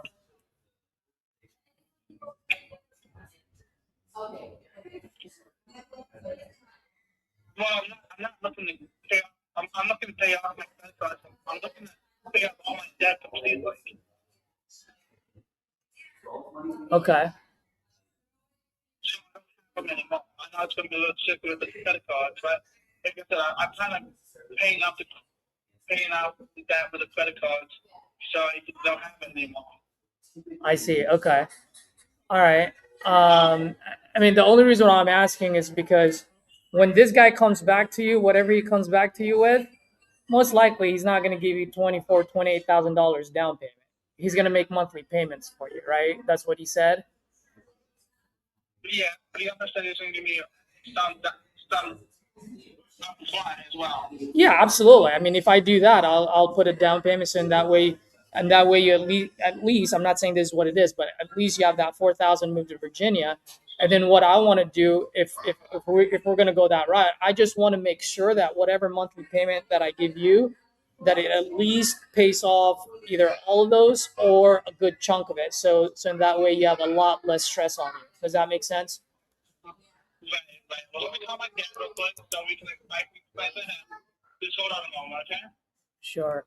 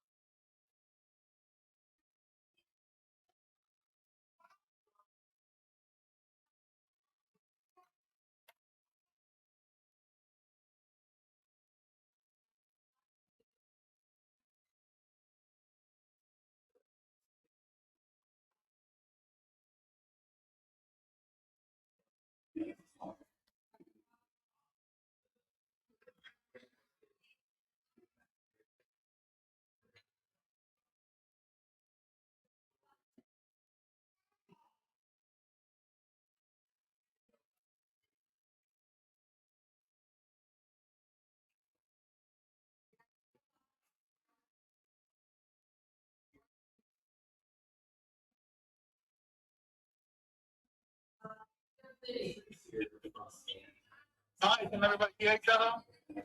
Yes, sir. My name is Caesar. Hello. I can hear you. Hello? Yes, good morning. My name, yes, I can hear you. What is your name, sir? Mr. Martin. Good morning. How are you?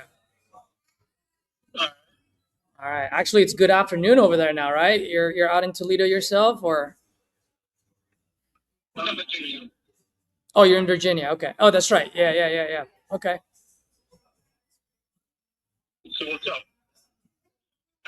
You, this, the other guy, this guy, what's your name again? Caesar. Peter? Caesar, like the salad. Oh, Caesar. Okay, Caesar here wants to know what the deal was with the previous guy, Eli, when we were talking about them about. Does it, Dan, do you explain to Caesar what that guy is trying to do? Okay, yeah, that's not a problem. Caesar, are you willing to buy the house outright, or are you going to do like a land contract?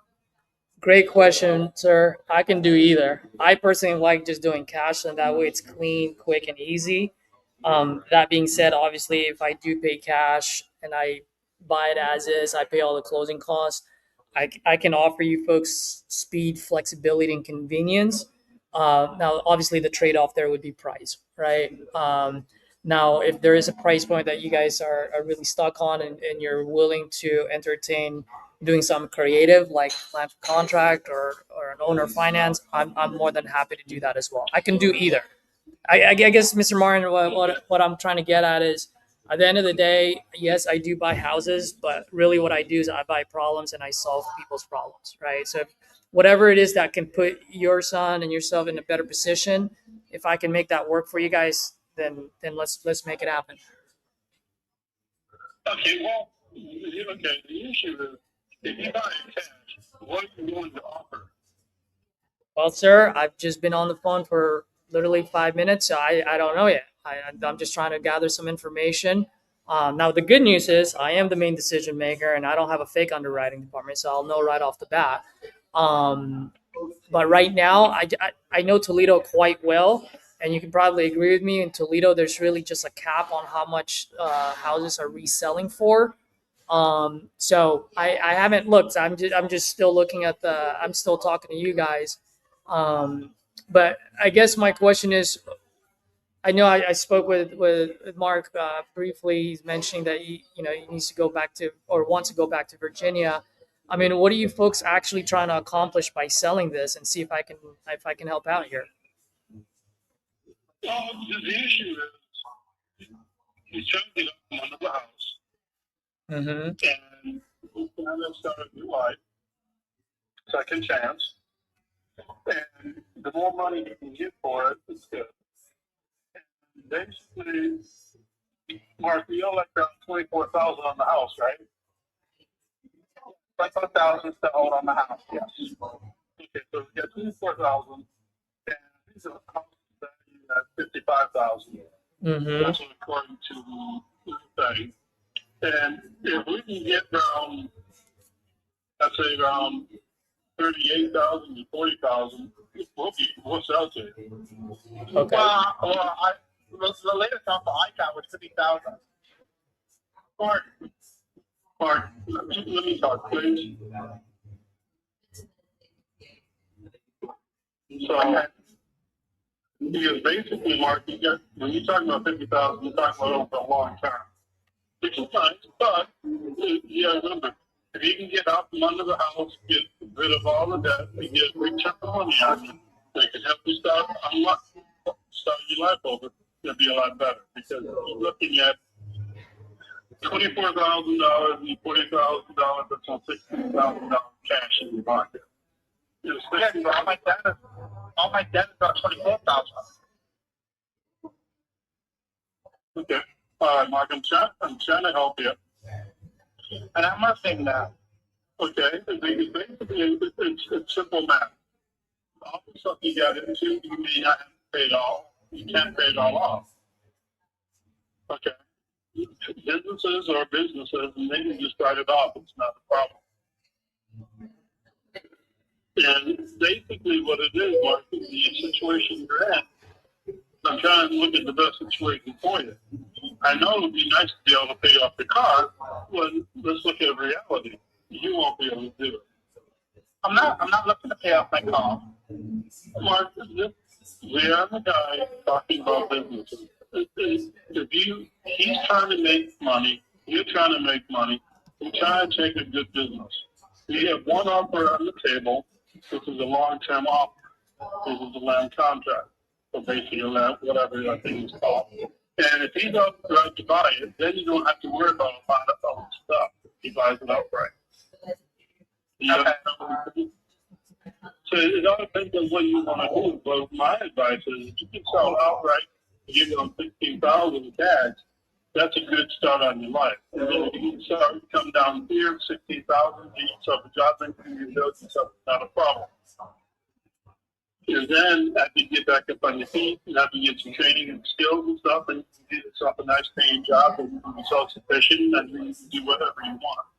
But the issue is here and now, they're trying to get you out of Ohio, get your house situated so you can come and restart your life. And sorry for all this explanation. Oh no, sir. No, please don't. You don't need to apologize. This is actually great because that's. I'm sorry, I didn't mean to ramble, but go ahead. Yeah, because basically it comes back to you. We can get around $15,000 to $16,000 cash. I want to buy the market out to you immediately. Okay, so $15,000 to $16,000 in your guys' pocket after the 24 is paid off, that puts your son puts you folks in a good position where you can start your life over. Am I hearing you correctly? That's correct. Okay. All right. So that's on a cash deal. If I can make that happen, folks, I'll let you know right off the bat. If you don't mind, I'd like to just kind of see what on the other side. Let me ask you a couple of quick questions. That $24,000 loan that you currently have on the house, what is the interest rate on that, and what's the monthly, like, what's the total monthly payment on that? Let me check. I just got the picture.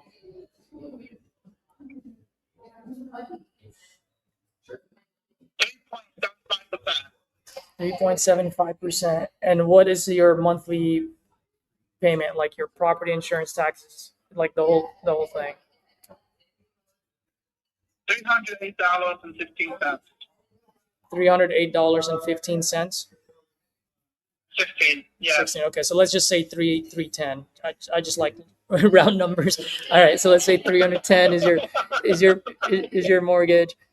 Just curious, guys. If you guys don't know, that's totally fine. Just curious, if I buy this and rent it out, how much can I rent this place out for? Yeah, I think in Ohio is probably about $500 or $1,000. Not that much. About anywhere between 500 and 1,000. I'm sorry. Go ahead. When I was there 6 years ago, the house next door was rented for $500. Okay. That was 6 years ago. Mm-hmm. So if that helps you out, Okay. I mean, my cost analysis was like a one-bedroom apartment. But the house next, he needs to do the quick user preference. The next house is gonna go to our house, and that was the price for that house.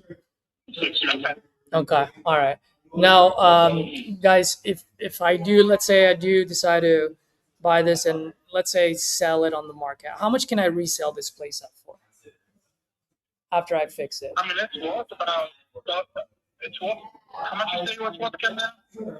According to Zillow and everything like that, it's $55,000. I haven't did no cost analysis of all the other places, but where he lives is a lot of places where there's a lot of renters in that area.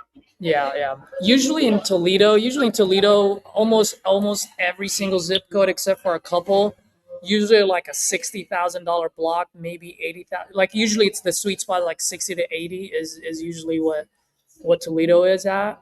Now, as far as the condition of the property, like how much do I need to sink in here so that I can either sell it or rent it out? I really don't know because I haven't been there for 6 years. I know the roof in there. Yeah, the roof on that. And you need to take the refrigerator, and you need to put the window. Are you in Toledo area? I'm sorry, are you asking me? Yeah. Yeah, no, I'm not in Ohio. However, I have partners out there. I have Tyler. I call him Coach TO from Ohio. I also have Andrew, and then also have John. I have a few folks that I always do business. I love Ohio. I do quite a bit of business in Ohio, Detroit, Michigan as well. So it really just as long as it makes sense, then we'll do something. And then also just for full transparency, just to let you know, whenever I do buy properties out in outside of my market, I always partner with local investors. The only reason why I do that, guys, is because I always want to make sure I have a set of eyes on my projects at all times. You know what I mean? Right. So let me just. Oh, I'm sorry. Go ahead. I can make it real. When you invest, you want to take a look at the house and see what he thinks, and if it's a good deal, if you guys want to pick it up for price, be great. If not, because like I said, he has another offer on the table. He'll take the other offer. Yeah, no, absolutely. I mean, yes, I will. We will definitely walk the property. We don't, I'm not just gonna buy a sided scene. That being said, I typically, just to explain to you guys how my process works. If we do decide to agree on a price, oh, go ahead. Oh, it would be nice if we could pay for the removal. You know, back some movers. Don't worry about Mark. Don't worry about the movers. Okay. This is. Are you one people? What do you months in the document, Mark? She's not. She's not going to be driving in the truck. We'll talk about this later. This is not the time of discussion to talk about it. This is the time of discussion to have them see if he wants to buy the property. And it sounds like you need to send one of his co-workers or one of his investors over to look at the property and determine if he wants to buy it or not. If he wants to buy it, because basically, if you get $15,000 to $16,000 in your pocket, you can afford some stuff, Mark.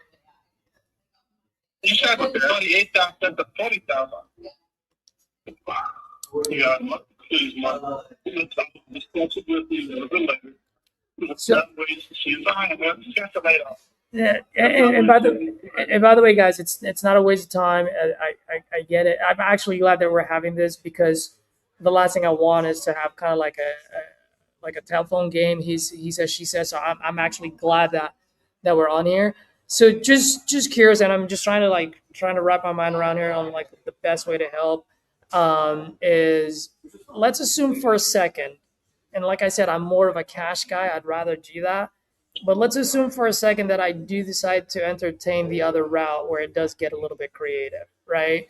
Where I do start making this monthly payment of $310. Just curious, if I go that route, how much money would Mark? How much money do you need every single month to pay off your debt? I don't know. Well, either, I've been doing business for a long time, stuff like that. And I understand what you're saying. And Mark really doesn't have a number, and I don't really have numbers because I don't know his finances.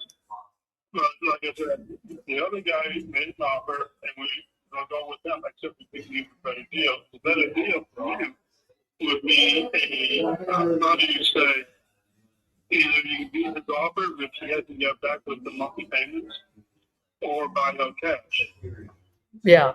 So and Martin, I appreciate that. And since you've been doing this for a while, I'll look at it in two ways, okay? And then you can let me know what your thoughts are. All right. Here's the situation.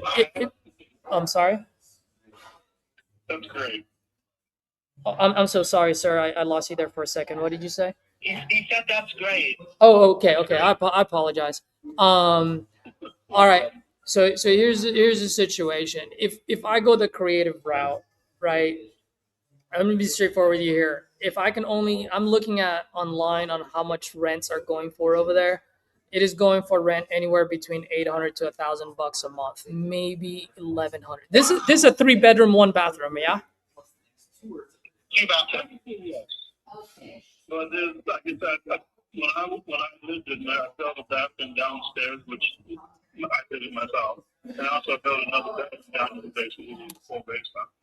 So if you take a look at the stuff online, it's a 3-bedroom, 1-bath house, and I redid the bathroom myself.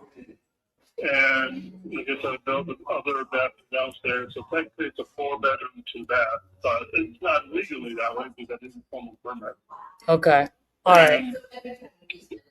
So like I said, if it's a 3-bedroom, 1-bath is joint for that much. Wow. Yeah. So Mr. Mark and Martin. So here's the thing. This is how I differ from the other guy. I don't know why it takes long for someone to crunch in some numbers. So I'll give this to you right now. If we were to go the creative route, this is how I would structure it. One, it's got to be a win-win situation, right? Where you guys are happy, and then also I can cash flow. It's as simple as that. So if I were to do the creative route, I'm sorry. It's called business. It's called business. You're absolutely right. So here's the thing. If we were to do the creative route, because I do like that 3.4%, that is very attractive to me. Okay. If I were to do some creative here, one, I'll go ahead and meet you guys closer to your purchase price, because that purchase price that you're asking for is really close to market price. So I'll let you pull on that lever and get that high purchase price. Now I just got to pull on the other thing. So here's the thing. Bottom line, if I can only rent it out to, let's say, 800 to 1,000 a month, okay, the most that I can afford to pay is half of that. And the reason why is because the other 40% goes for taxes, insurance, utilities, maintenance, management, the whole shebang, right? So I only literally see 10% of whatever that rent is. So what I'm saying is, if we were to do this on a creative route, what I can do is make a $500 monthly payment, meaning I'll make it 510. So 310 goes towards the mortgage, and $200 goes into your guys' pocket every single month. Clockwork, it just goes in there. And my job is to just clean that place up, rent it out, and literally cash flow anywhere between $50 to $100 a month, and that's it. So how much would I get a month? I would pay 500, and let's just say let's close it out at 510. 310 goes towards the mortgage, $200 goes to you, and that helps pays your debt down. And then I'll give you a down payment. I don't know, like you said, what the movers probably cost $4,000, $5,000 to move everything from Toledo to Virginia. About 5,000. Yeah. So if I do something right here, I'd say I'll meet you closer to your price point, and I'll put $5,000 down, and I'll make $510 a month. Okay. That seems like a very good deal. And what I'm going to do, if you don't mind, is I'm going to wait for the other guy to give me a reply. Whoever has the best deal, I'll go with them. And I'll let you know, hopefully by the end of this day, because I'll call Eli back and be right. The numbers are the numbers, and he should know it. And if he doesn't want to do it, I'll go with you. So I need maybe around 4 hours, if you don't mind, and I can get back to you with a good answer. Yeah. Well, how's this? Why don't I make a suggestion? All right. Because I'll tell you this, Mr. Martin, I absolutely do not like going on a bid war with someone else. I'm a straight shooter. You can probably tell I work quick. Here's what I will do. I will send over that agreement to you guys. I'll spell out all the terms. I'll put an expiration date on it tonight. When I wake up tomorrow morning, either we have a deal or we don't. And if we do, wonderful. We get the ball rolling. And if we don't, then I know that you went with the other guy. How does that sound? Thank you. Does that sound pretty fair? Yeah, it sounds very, very fair. Absolutely. Will you give us time to move everything out of the house, obviously? Yeah, so what we can do is we can do like a 30-day close if you need 30 days. If you need 60 days, I'm okay with that. I don't like going over 60 days just because the market changes, you know? No, but he's going to be out of the house within 2 weeks. Oh, yeah. So what we'll do is, so today's what? Today's the 29th. What I'll do, for example, yeah, so what I'll do on the agreement, I'll just say closing date on it I always like to close on a Wednesday. So I'll do like the 26th of August or sooner, for example. And then really, I just want to make sure that title's clean before we wire any money to a title company. Now, yeah, and if everything's clear within 2 weeks, then I'll wire the money in 2 weeks. And if not, then it's not. I will need a couple of. So let me explain to you how my process works and what I need from you folks. And then I'll send over that agreement nonetheless. Okay. Couple of things. One, just so that I can just get a better feeling, Mark, is there any way maybe you can send over some pictures of the property, kind of like 2 angles per room zoomed out and all sides of the exterior, just so that I can get a general idea of its condition? Um, I took pictures this morning from the front and the back. That's it, though. Okay, if you can take more, that would be great. Secondly, because if we were to do that creative route, I do need to see a copy of the most recent mortgage payoff statement. And please, please, please, when you send it, block out all of your personal information. I don't need to see any of that. I literally just need to see what the debt is, what's the monthly payment, and what's the interest rate is. Everything else you can block out. Like I said, I don't need to see it. I don't want to see any of that. I just want to see the things that I need to see. Does that make sense?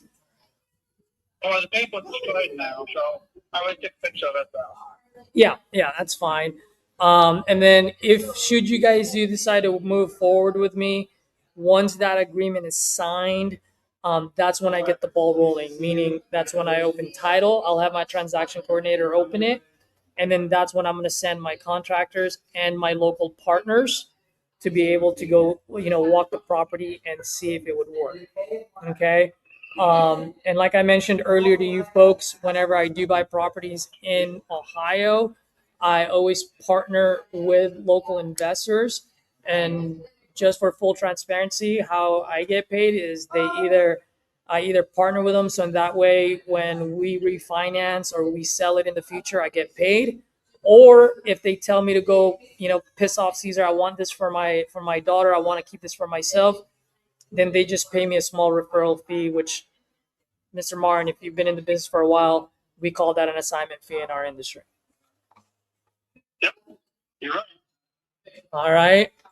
And I know in Ohio, you got to have these disclosures, so I'll include that on there. You guys can read it up. If you have any questions, please, I'm one phone call away, maybe two. Just shoot me a text, give me a call. I'll call back, but I'll go ahead and send all of this over to you. Okay, thank you. Okay. What is the best email address? Oh, the email address that I have on here.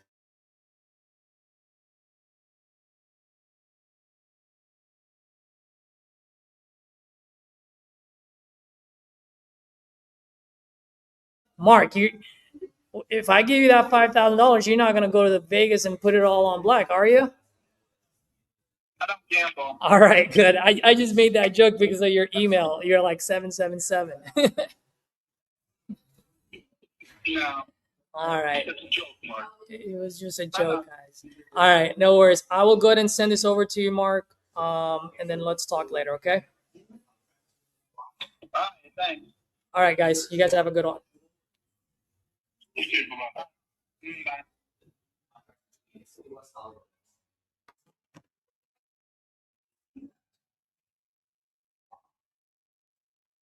All right, let's do this.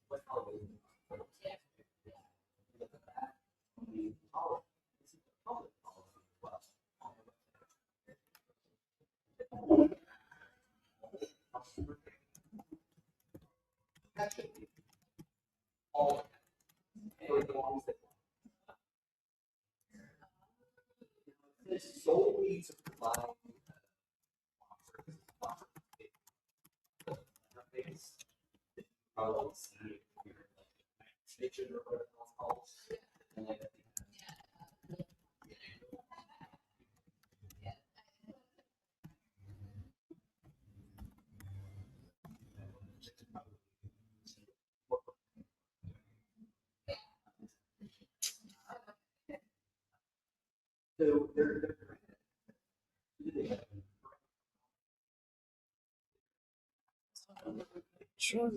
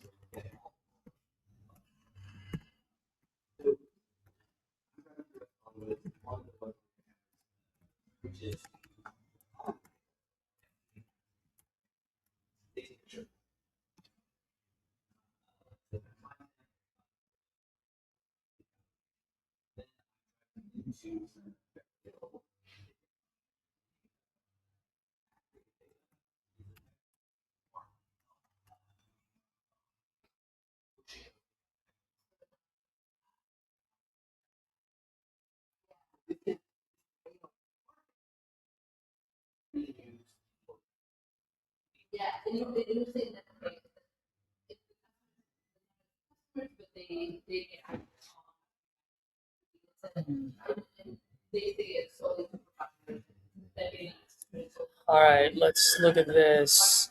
Rodolfo, forget my ignorance. Can you give me 2 or 3 reasons why you don't prefer sub 2? I can't remember that. So if I were to buy a sub 2 myself, I don't mind, Rodolfo. But if I were to wholesale a deal, I don't really like wholesaling a sub 2 deal if uh, because if the end buyer, what's the word that I'm looking for? If the end buyer um, defaults on it, my my name is on there, and then I just don't want to get into any type of lawsuit. It can get pretty nasty. I know someone that goes on YouTube. This person, which I'm not gonna say he or she, so you guys can't guess. But I'm just gonna call it they, and they are definitely not a they. But they are generally a beautiful, nice person, and they love helping people out, and they got themselves in a sub 2 lawsuit right now. The sellers actually did not even want to include them in the lawsuit, but the attorney went for it because obviously more money for them. So that's the reason why. Um, but on this one, I am thinking of a couple of people right now that I can think of, and so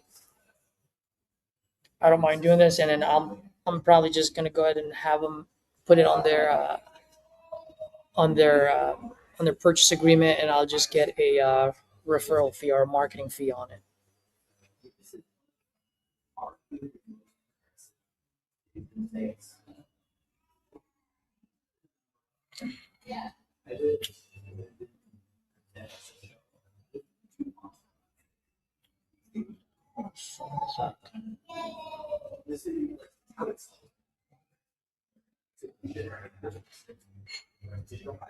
So 3-1.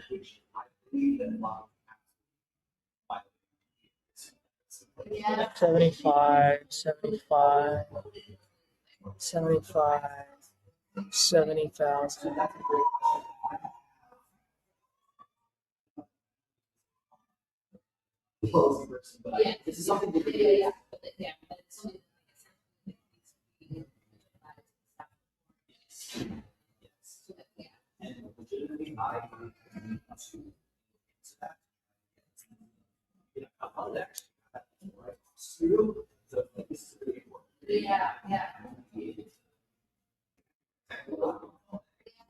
Dude, we might be able to do this cash actually.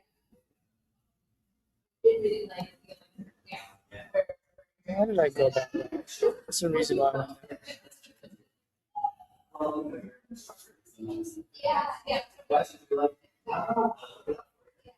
Oh shit, Jesse was calling me multiple times.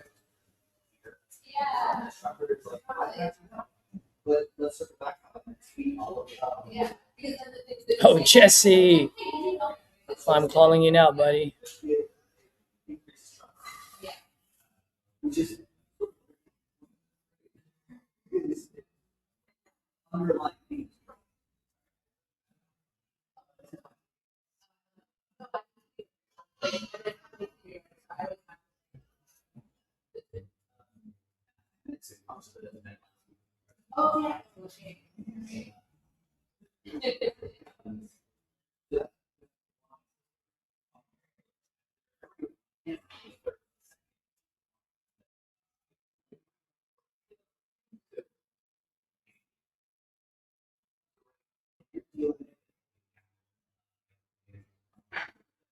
It's yours.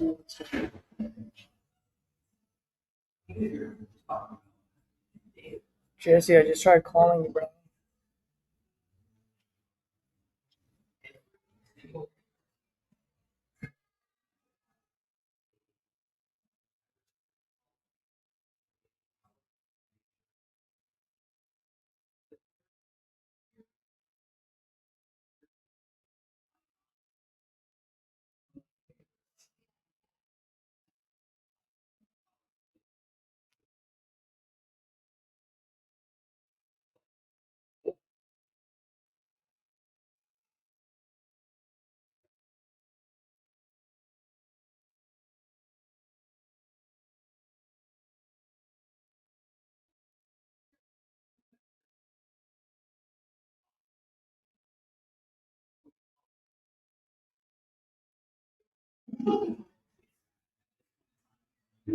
Oh yeah, dude, this is fucking great.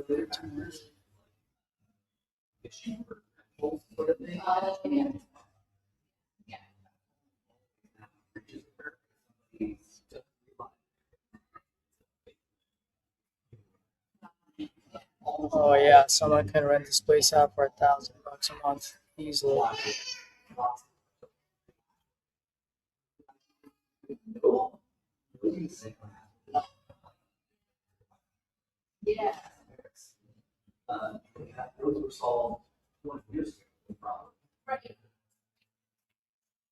Jesse, what up, dude? Give me some good news. Should I put this live on YouTube or no? All right, I'll put it live because we're gonna be talking about the Waco deal, right? Hello. Yeah, we're gonna be talking about Waco. All right, cool. Oh, before we start, bro, can you please have Angel reach out to Michael, Michael. the seller? Yes, I sure can. I'll have her reach out to him today. Yeah, please, and just mention my name and your name, just so that you know what I mean. Yes. Yeah, actually, let me text you right now. Yeah, and because I haven't touched base with him since you saw it, so it'd be good to like literally get a hold of him like ASAP, so he doesn't get any. Does she have his number and stuff? It should be in the purchase agreement. Here. It's huge.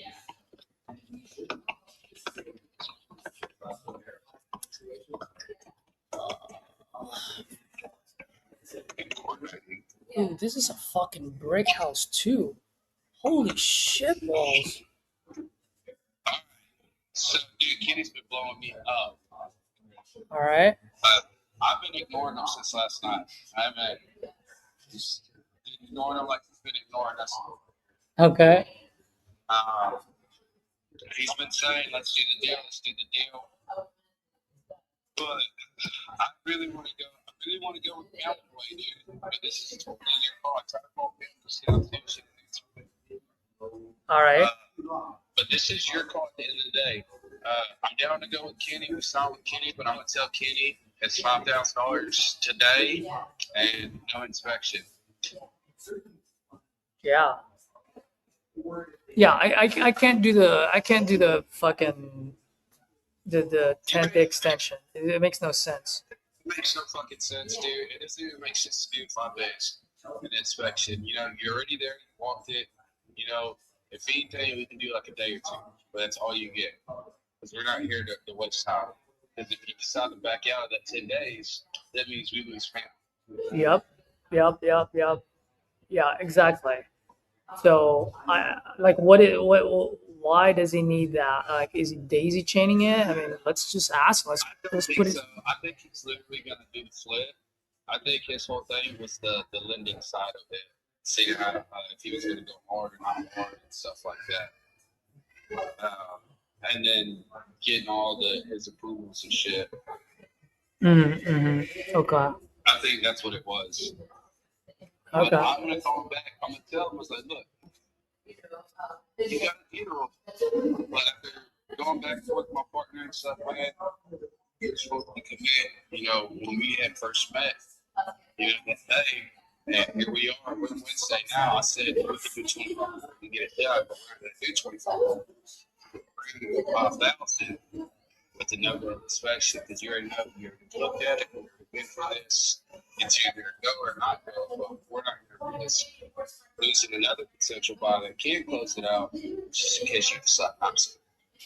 Mm-hmm. That's how I feel about it. That's how I'm probably going to approach that conversation. Yeah, I'd say go for it, man. I mean, yeah, let's make it work. Because Pam still hasn't signed, right? Pam hasn't signed anything. Like at the end of the day, whoever signs and gets the EMD in, yeah, wins. That's pretty much it. Yeah, exactly. That's what it comes down to. Whoever shots first gets EMD in first.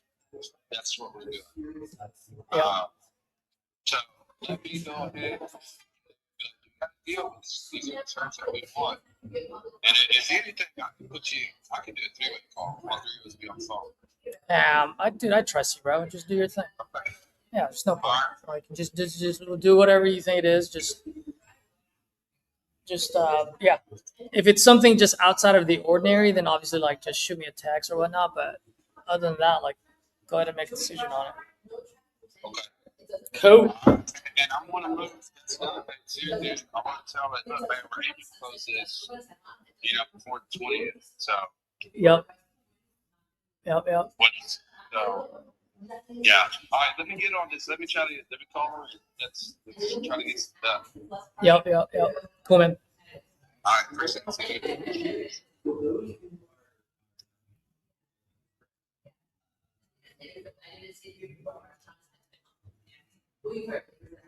70,000.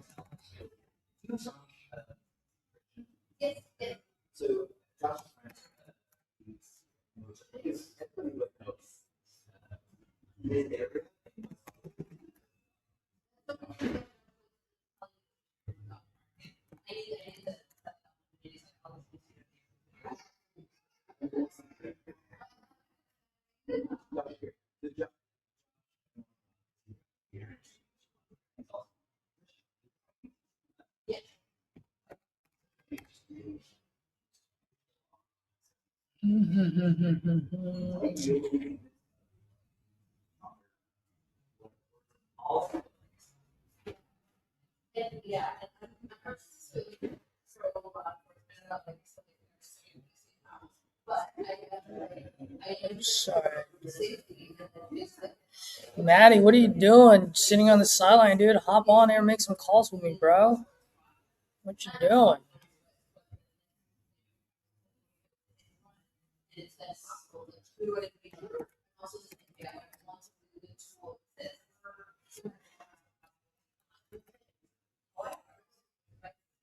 Whew, excuse me.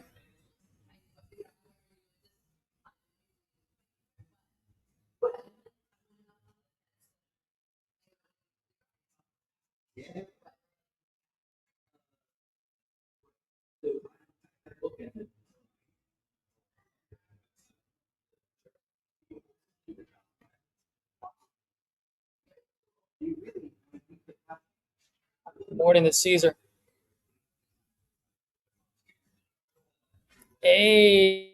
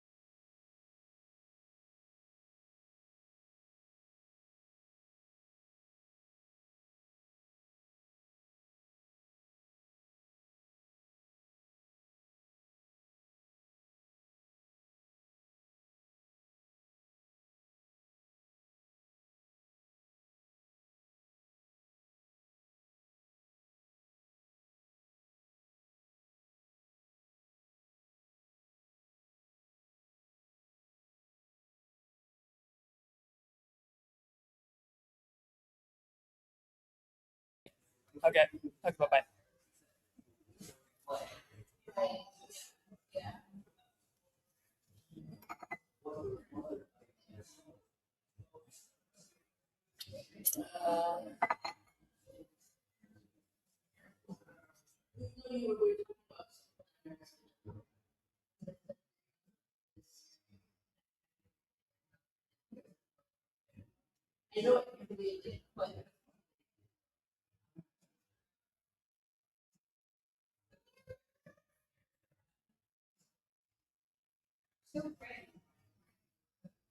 Hey man, I was just about to text you. All right. So when does it go hard then?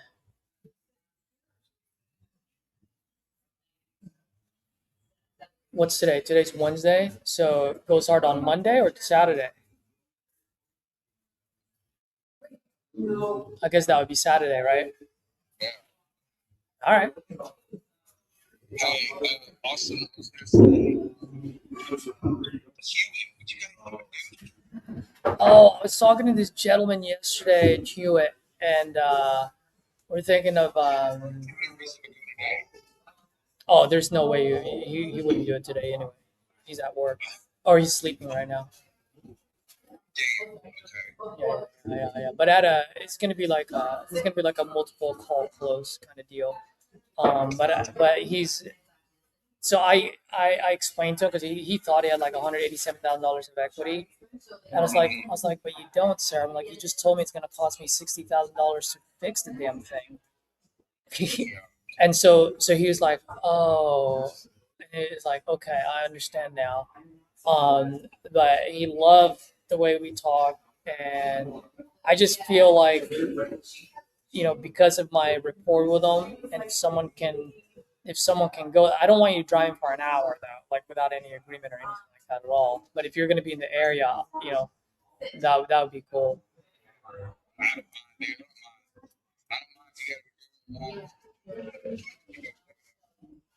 Yeah. All right, I'll let you know. I'll keep you posted.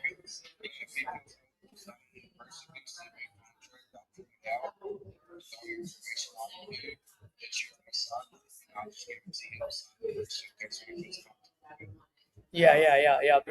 All right, cool. We'll talk about it. Cool. Thanks, bud.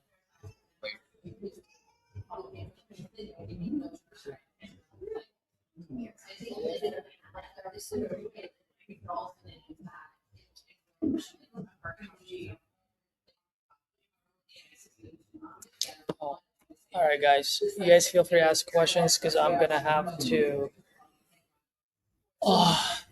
put together this assignment agreement for this guy.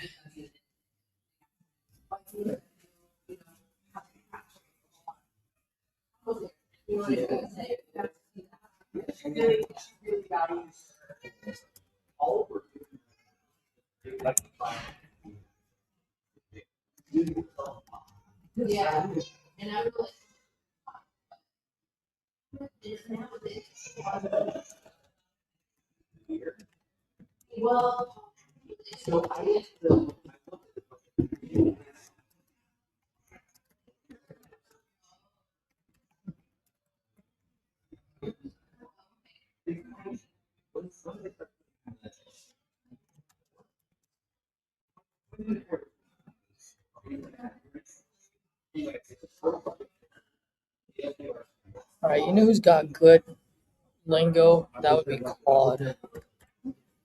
Claude would have good lingo on there.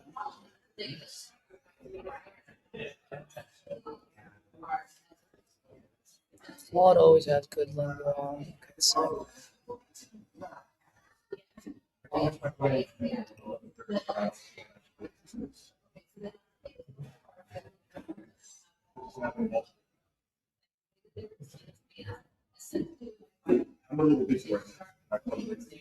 Michelle, this is days to conduct due diligence. Rules and fees to determine.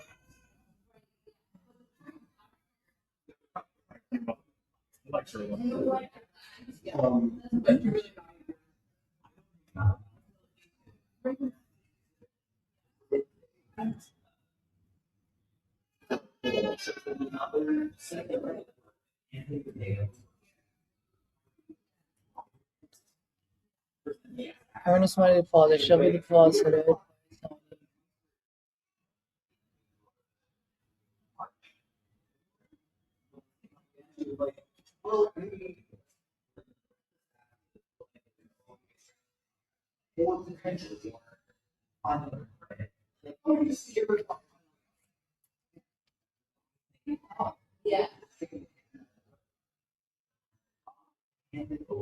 Shit.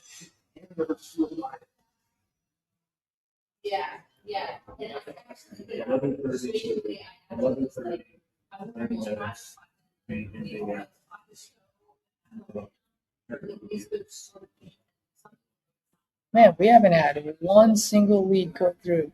I wonder why.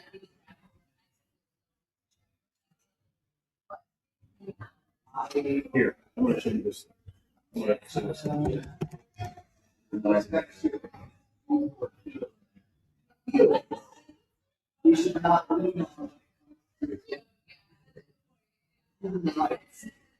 Yes. I gotta go. I have to go. I'm in a meeting. I will come in at 11. Goodbye.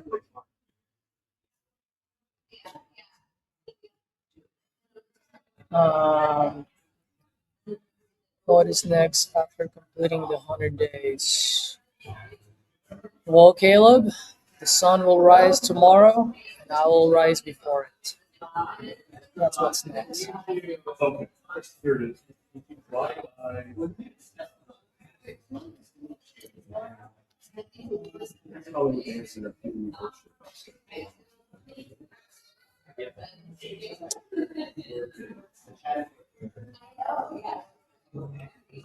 Which is about like the same thing, touching on, but it leads into.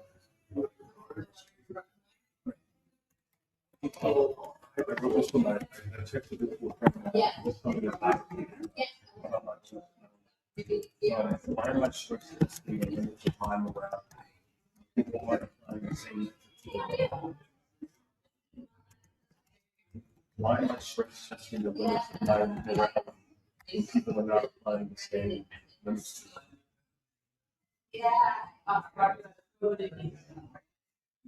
Why am I kidding? I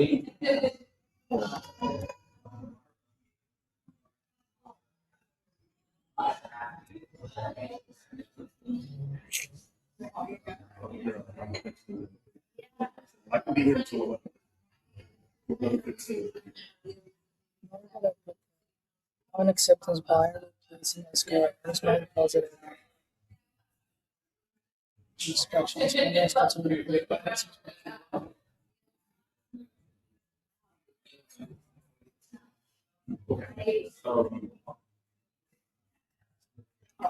see.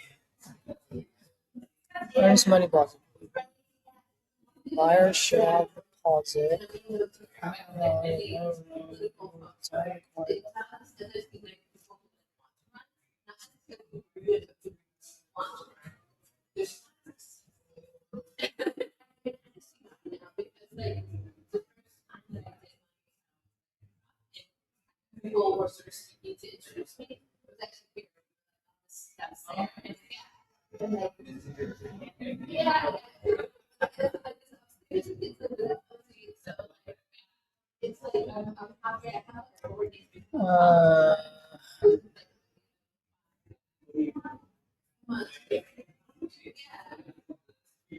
I like option 2 instead of fourth day. Replace it by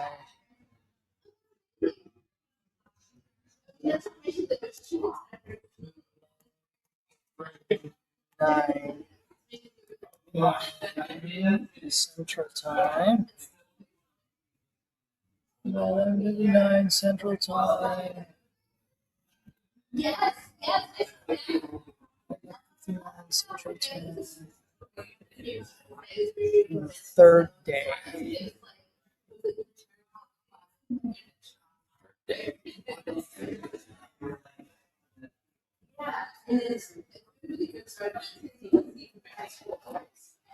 That's my question for myself. I've been saying Day. Third day. when it comes to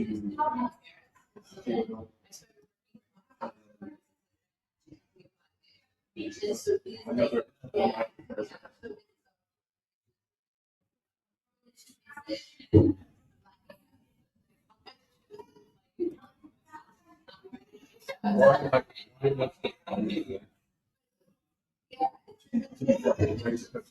Why? It's not even. I'm not. That's not a question. It's a question that is. It's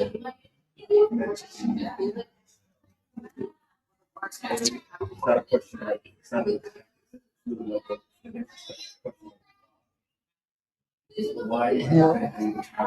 What did you say, Matty Matt? Sorry, I'm operating off one screen, guys. So, all right, serious question here. If you had to choose Gunnier, what would you say the perfect peanut butter jelly ratio would be? Oh, crunchy for sure. What's the all bit that what's the map?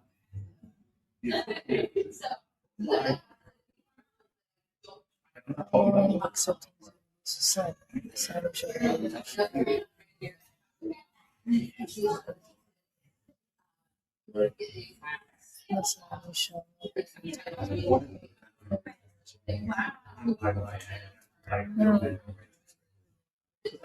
Three days before buyer terminates the agreement.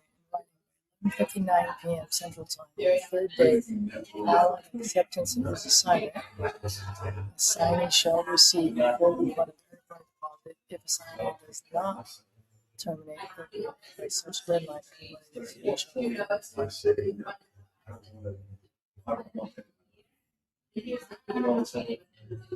So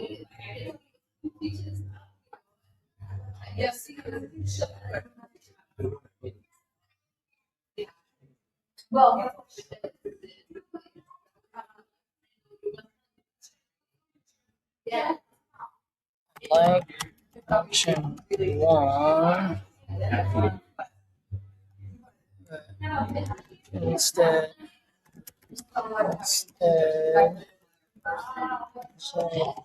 using the word shall, would it be stronger and more favorable to me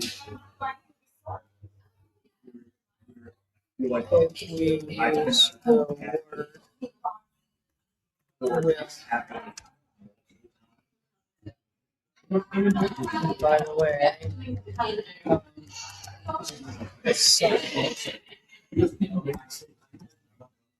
alright, switch the traditional contract generally used to describe a future event. Okay, in your case, you're not proposing to be signing, you're describing it being consequences of deadline. Because of that, will actually reads more naturally and is just as strong as context and recommend. $5,000 non-refundable earnest money deposit with a 3-day inscription period if the assignee does not terminate the agreement. On the third day following the acceptance of this assignment, the assignee will be deemed to have waived the inspection.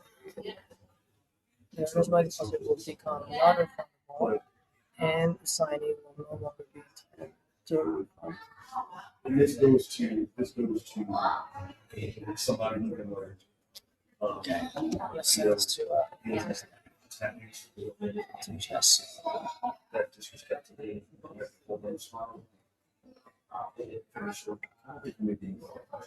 Oh, I think I told him. He was a friend.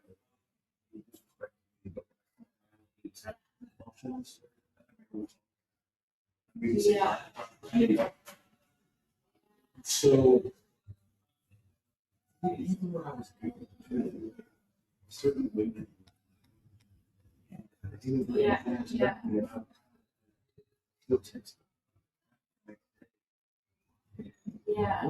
what I do is this person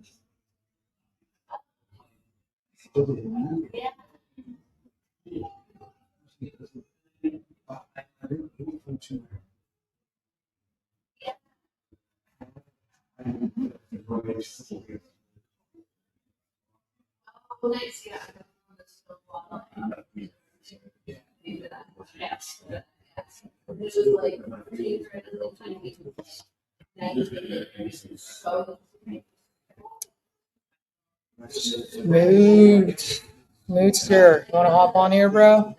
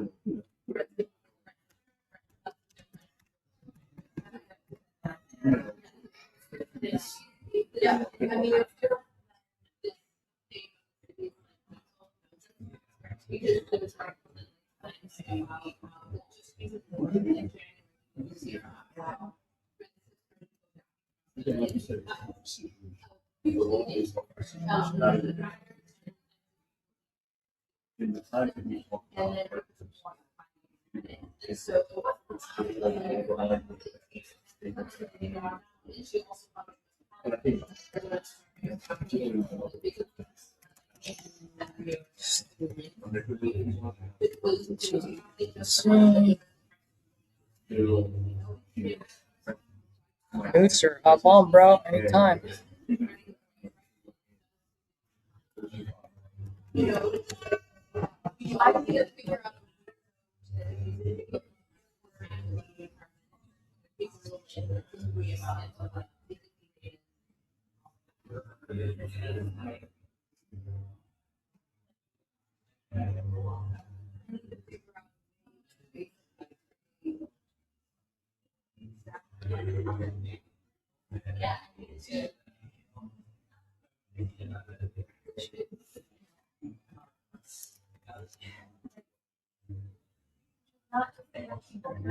Cancel acres.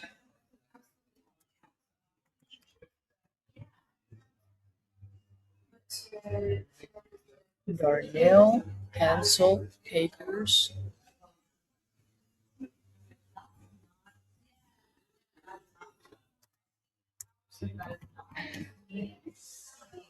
Sell price 135,000. Judgment deposit.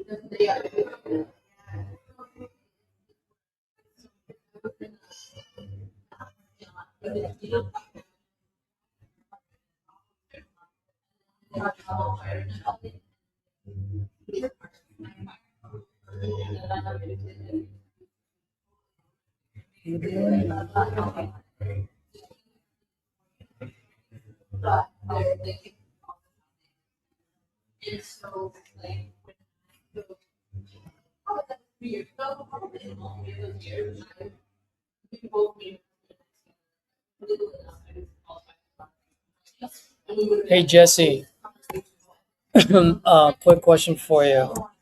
Uh, are we using his title company still, or okay? That's what I'm saying. So I need to change that. So he understands that, right? I don't know if he understands that, but I mean, so you're gonna have to tell him, yeah. Yeah. What's the title company again?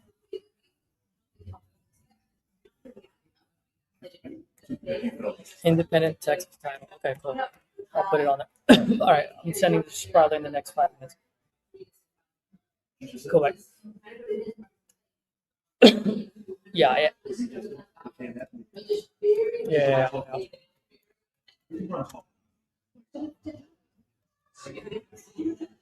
yeah. Yep, cool. Letterman. Okay, cool.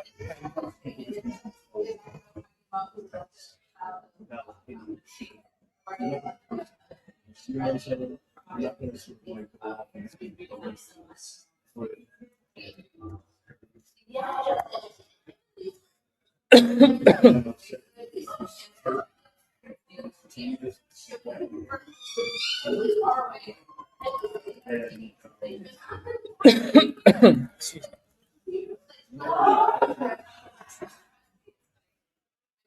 me.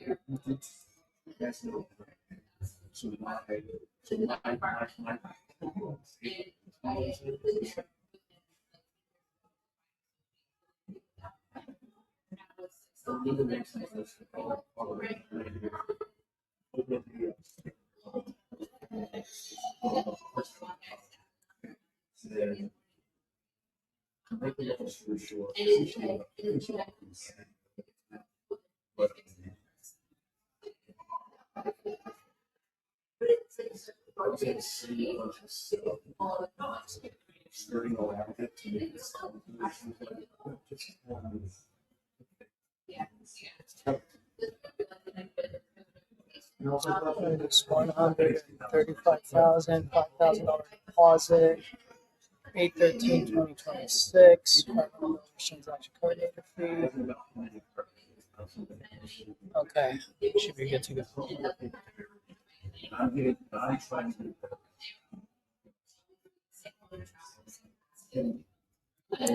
Changing the terms. We'll send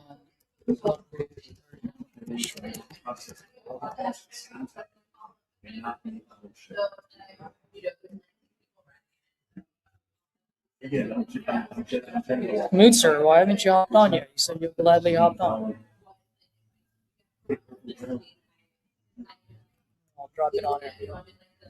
Sorry guys, it's taking me a while, but this is a $40,000 banger, and we need to lock it in. So this is priority numero uno.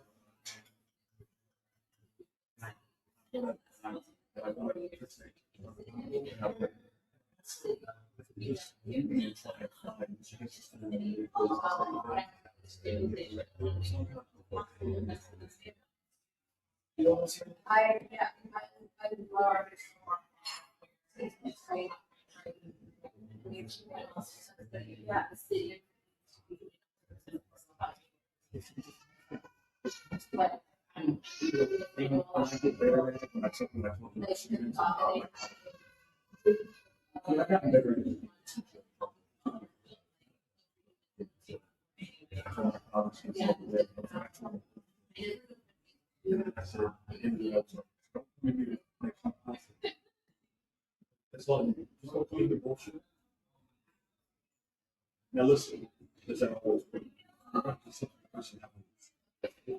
But it needs.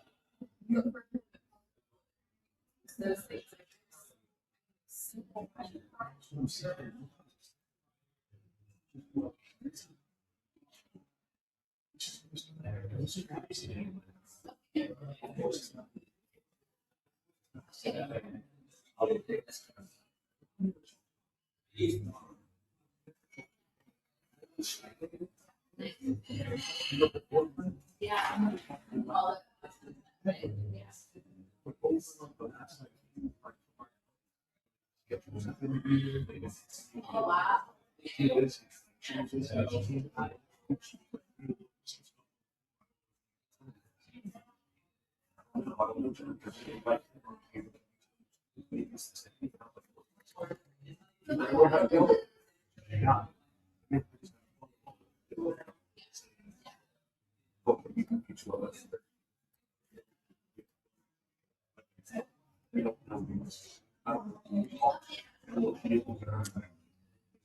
do I make this? Fucking...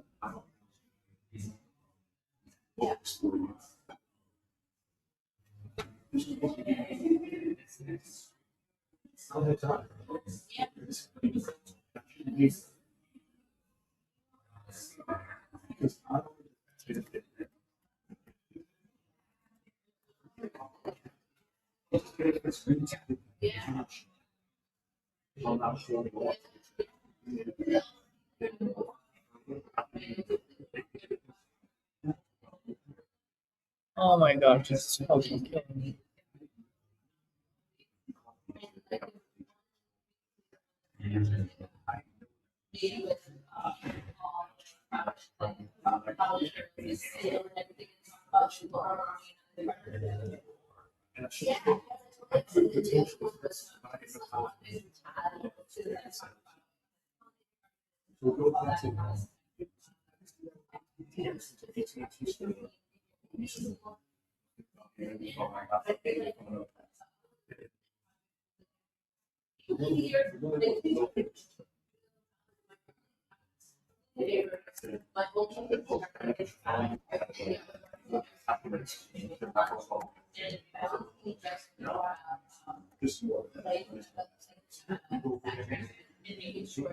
Is that Mr. Smootster? Good afternoon. Good morning to you still. Yeah. What's up, buddy? Congrats on that last one too. I came in kind of like on the tail end. Which one?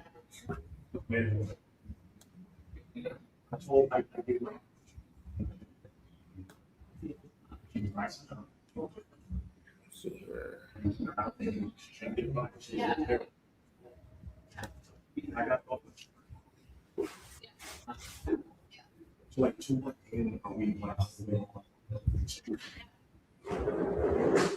$5,000 non-refundable earnest money deposit with a 3-day inspection period. If finding does not terminate the agreement, finding will be deemed to have waived inspection period. Earnest money deposit be entitled to a week.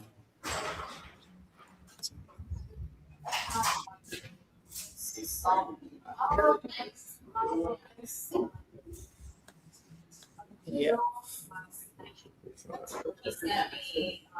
Okay, so I declined that already. Kenny Sanders.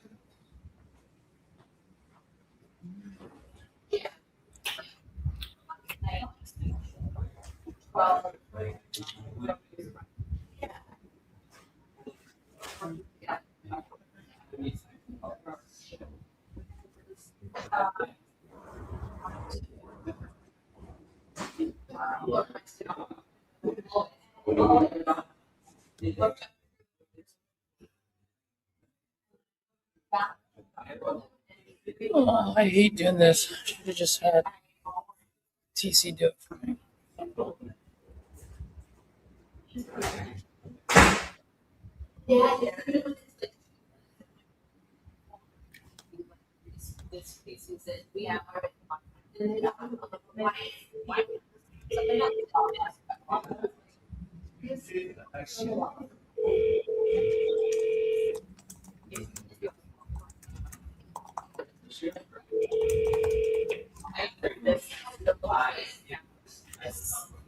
Hey Pamela.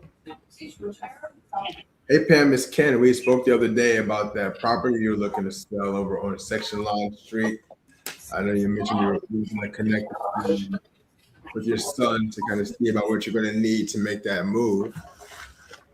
Yeah, we decided that we're going to wait, and he's going to do some work on the house. He's going to take this apartment, and polish up the floor, the wood floors and stuff. So this time we're not going to do anything.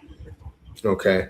Do you have an idea of a time frame for when you are looking to make that move? Okay. All right. I know it's still tough, kind of processing the passing of your husband and kind of preparing for what that next chapter might look like. You know. A lot of. And if that changes, I will give you a call. Okay, sounds good. And what I may do is I'll just go ahead and add you to a just a text message or two here or there every month or so, just to remind you that we are here when you are ready to make that decision. If that's okay. That would be fine. All right. Well, thank you, Ms. Pamela. Talk to you soon. Okay, bye. All right.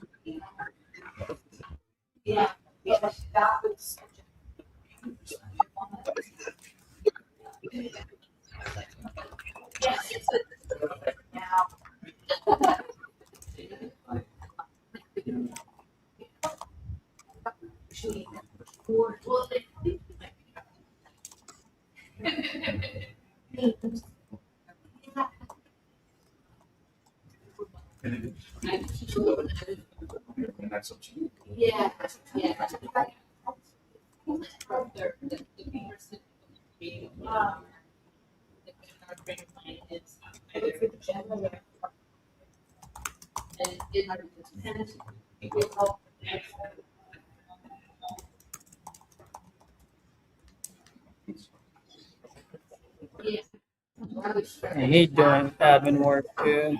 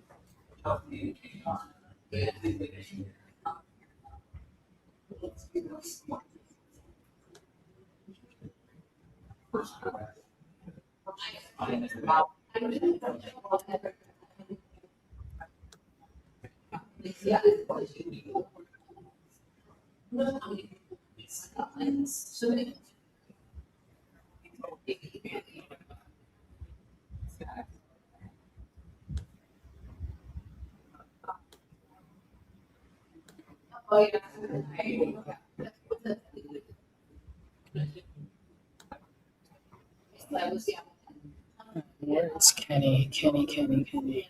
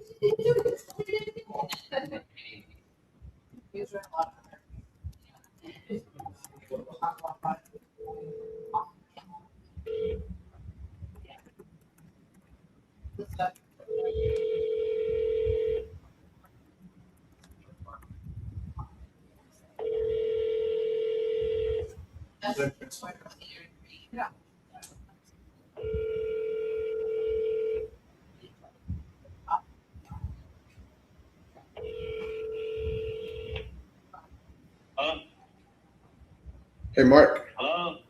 Yes, sir. Hey, Mark, it's Ken. So Chris was asking if the inside looks the same way as the outside of the property does. No, inside is I remodeled the whole thing inside. Okay. Okay. When's a good time I for remodeled him? everything inside, I mean.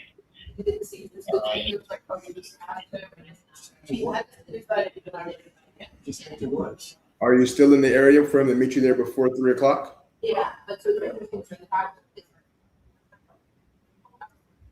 Hello? Yes. I said, are you still in the area for him to meet you there before 3 o'clock? You want to meet me today? Yes. You said you would be in the area to make sure that that's still the case. I am in the area now. Okay. All right. I'm going to go ahead and let him know that, and I'll confirm you exactly what time once I know. Okay. Yeah, if you want to go by 3 o'clock, that should be perfect. Okay. All right. Thank you very much. Okay. Yes. Thank you, sir. Thank you.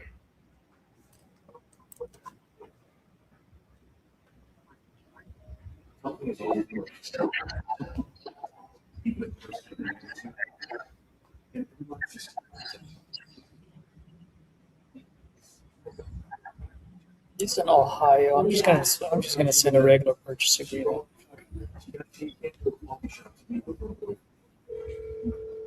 Gonna have to. That's not Mark from Toledo, is it? Cleveland, but crazy. What are the odds?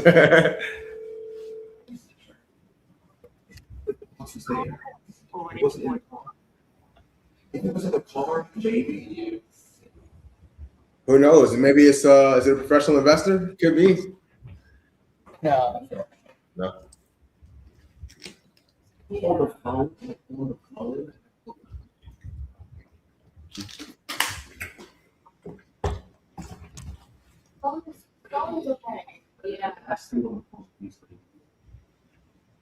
Yes, definitely. It's not bad.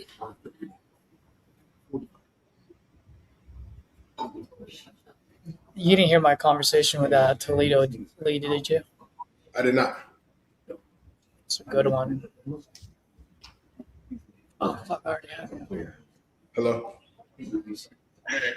What's up? Yeah, he said if he could be there around 3, that'd be perfect. And he also said that the inside was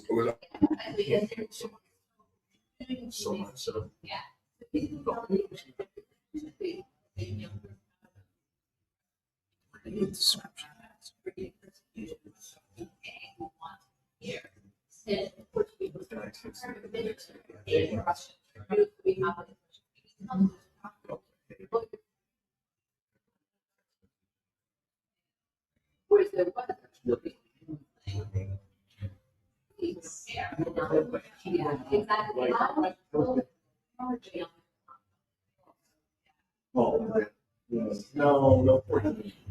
all right. I just got a walker for what I locked up on Monday. What's that? Tyler's got a walker for one that I locked up on Monday.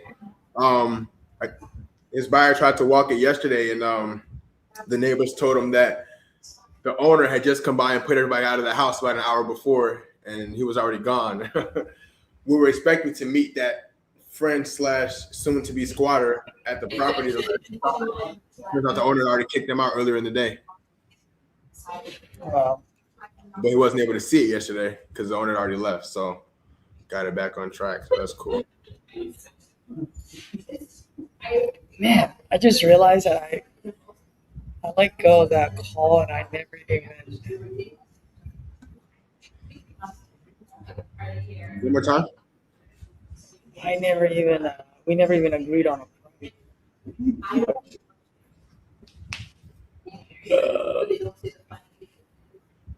So never agreed on a price. No. It was more of a solution-based conversation. Oh my gosh. No, because it was a sub 2 deal.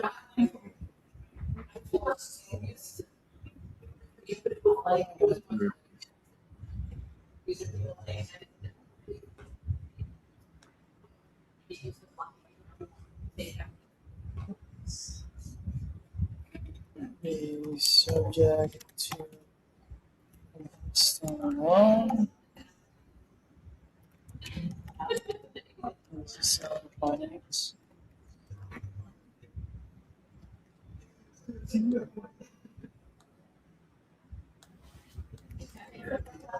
Or it's at $5,000.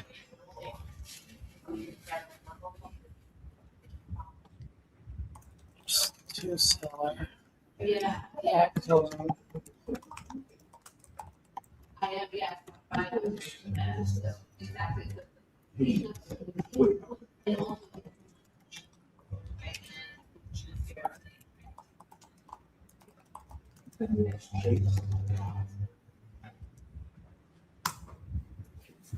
Exactly. See terms under.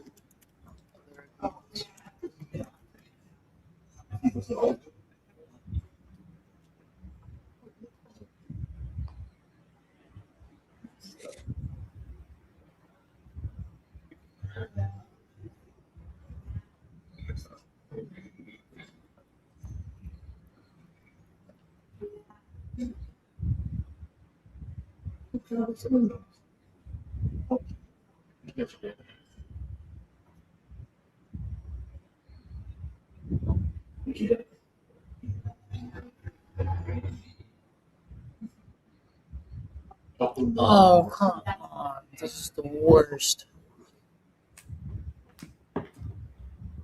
Fuck me, dude. What happened, really? I gotta change my things that the purchase agreement that I have loaded up in the in my CRM. Oh, that was fucking dumb. Yeah.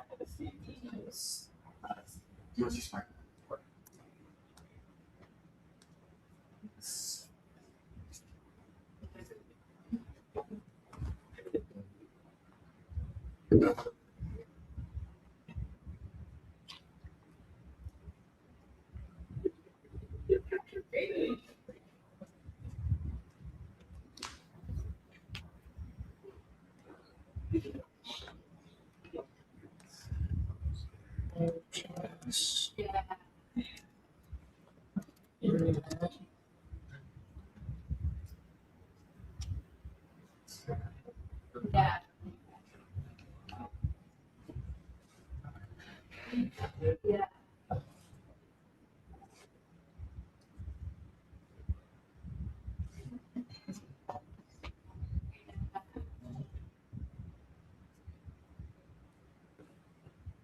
What's today, dude? 29th, right? Wednesday 29th. Yep. Yeah. Yeah.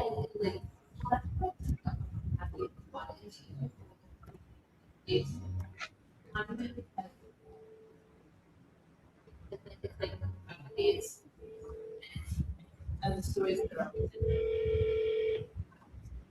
Your call has been forwarded to an automated voice messaging You system. gotta be.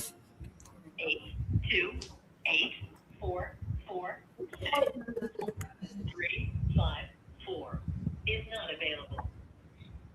The mailbox is full.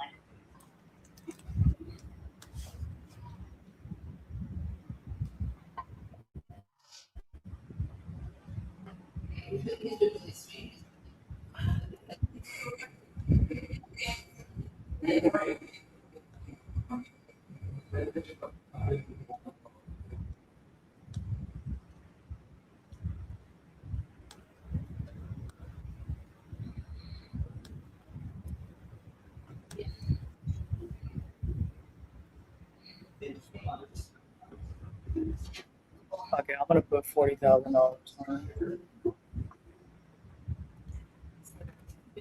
And if they say anything, I'll just be like, "Oh, I got my wires crossed." It's 40 the mortgage balance. yeah. Hmm. It's 40 the mortgage balance. No, 24. Like that.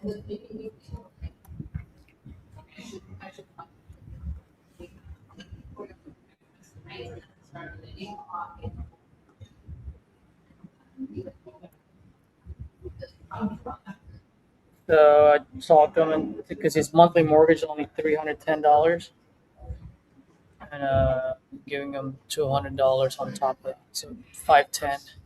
You can rent it out for about 11 to 1300. I am not there. Pretty sick, right? Oh yeah. That's over 1,000. Well, Hmm.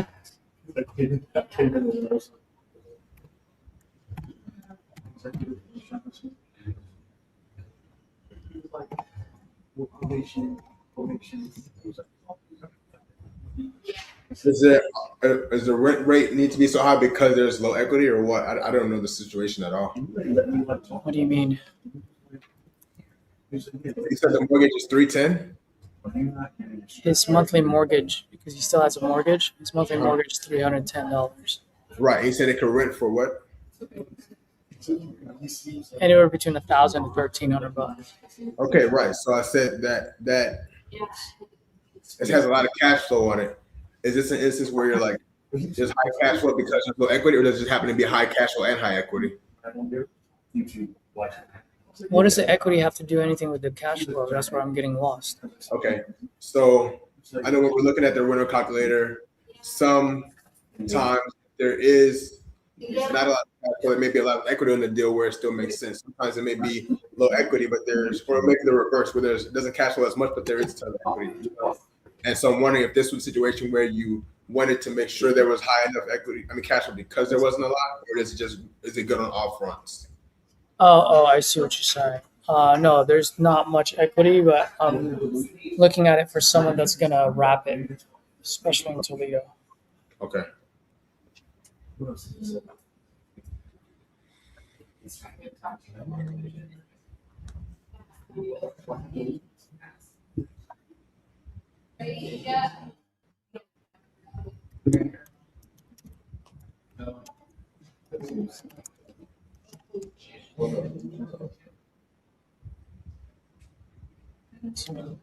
Purchase $40,000. Subject to existing loan. So,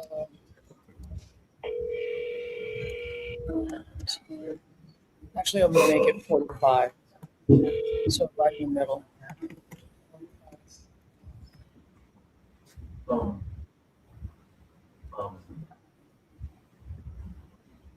Oh no, not 21,000. Hi, you record your name and reason for calling. I'll see if this person is available. Is Ken calling you back about Dayton Street?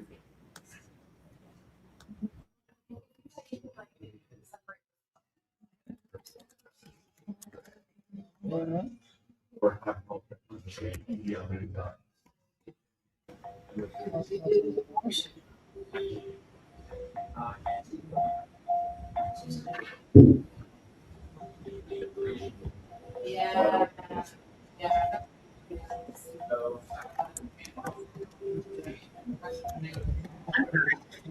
Not available. If you would like to leave an additional message, please reply after the tone.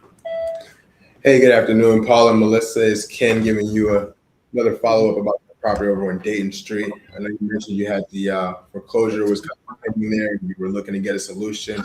Wanted to know if you had debate, if you were looking for that conversation to happen so we can figure out the best path forward for you. You can reach me at 469-449-3225. Thank you.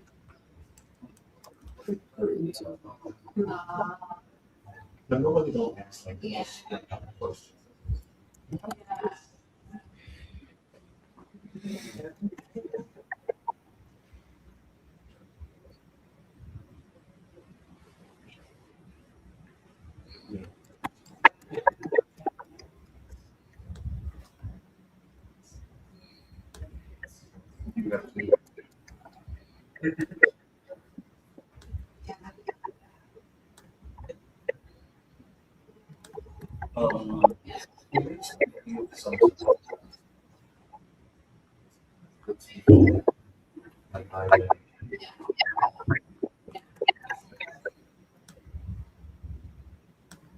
Do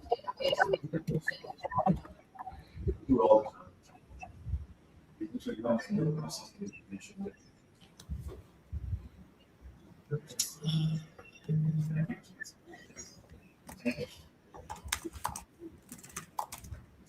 Yeah.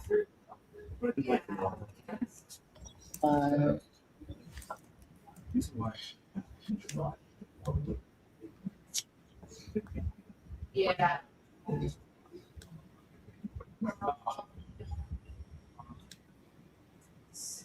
But I got to ask.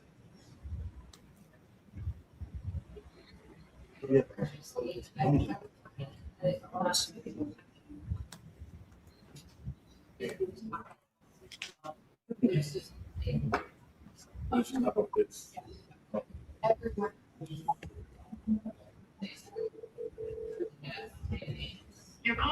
forwarded to voicemail. The person you're trying to reach is unavailable. Please record your message. When you have finished recording, you may hang up. It's me, it's Ken. You filled out a form on my website about a cash offer for your property on Pawnee Creek Court. You can reach me at 469-949-3225. Thank you. Your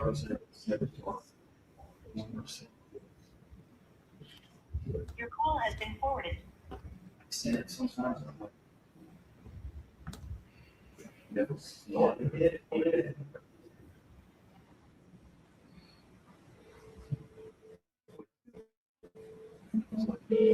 Hi, if you record your name, this person is available. It's Ken calling about your property on Redbud Highway. Yeah. Thanks, Ken. Please.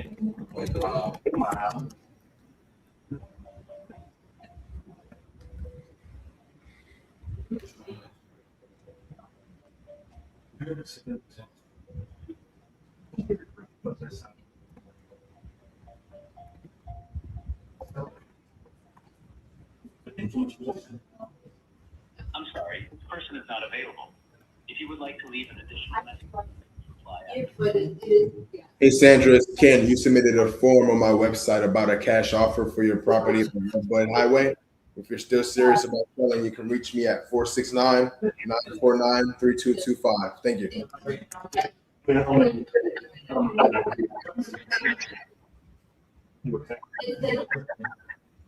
Yeah. Huh? It's Ken. I have your money. I have your money, he said.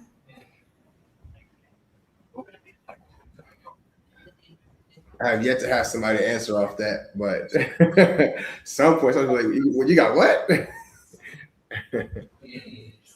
Well, it doesn't work, man.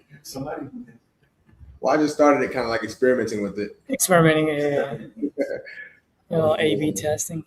You know. Yeah. What's your favorite reply to those little AI? What was that? What's your favorite reply to those little AI things? What AI things? Hey, can you please give your name and your reason for calling? Yeah, I just responding to your online inquiry. Okay. I mean, it's pretty shit. I mean, I hardly get anyone to answer it either.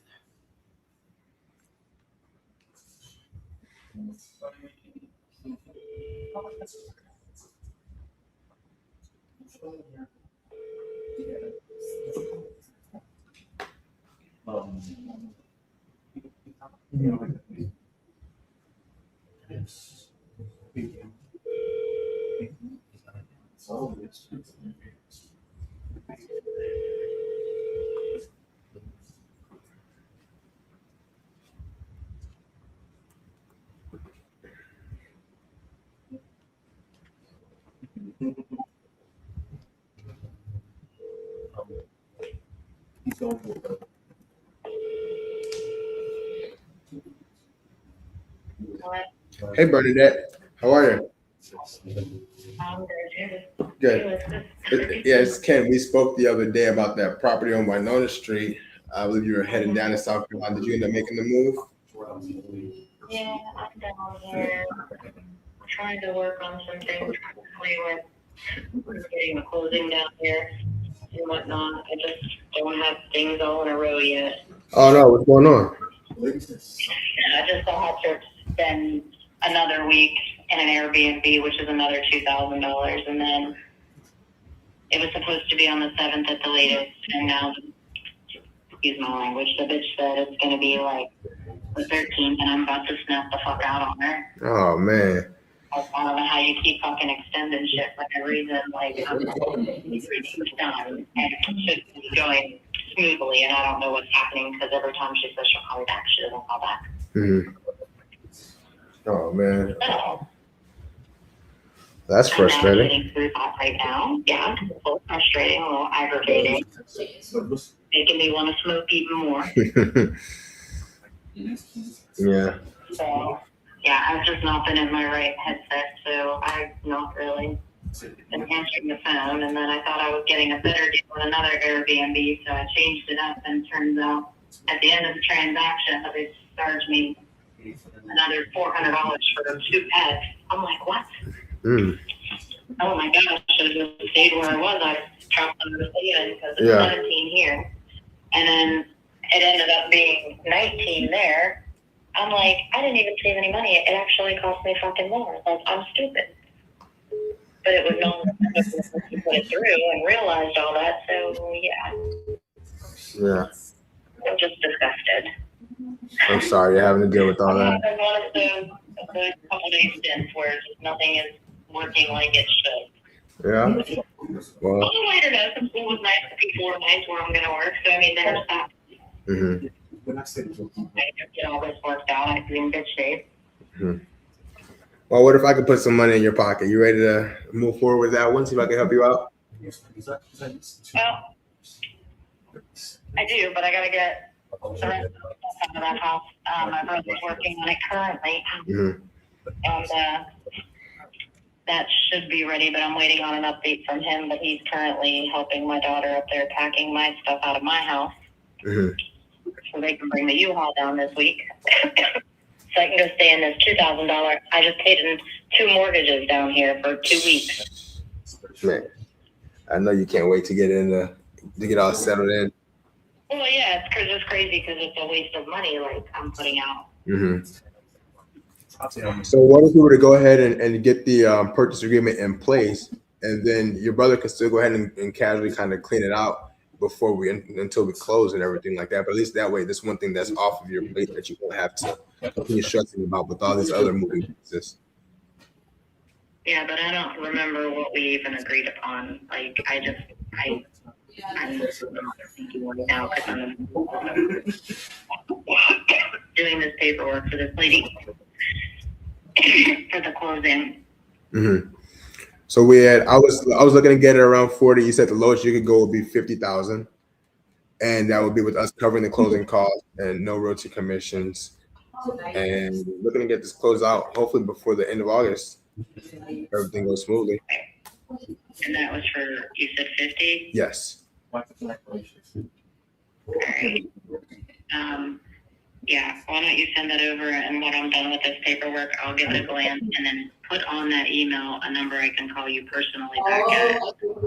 Okay, so here's what I'll do. Once you're ready, I'll go ahead and send it over, because what I like to do usually is I'll review it with the seller so I can kind of address any questions that you have, review our process, and then just kind of address anything as we're going through it, versus it sitting out there just kind of lingering, you know?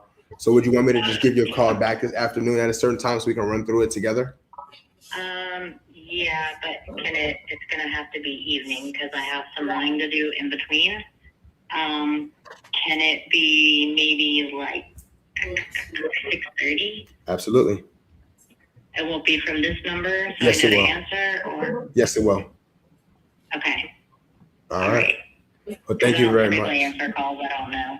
Okay. Well, you can save it under Ken if you want. All right. Ken Homebuyer, and I'll go ahead and give you a call at 6:30, and we'll run through that. Okay. All right. Sounds good. All right, Ms. Bernadette. I hope your day gets better from here. Okay. I'm hoping maybe you could make it better. That's the plan. Talk to you soon. All right. Bye. And then so they essentially have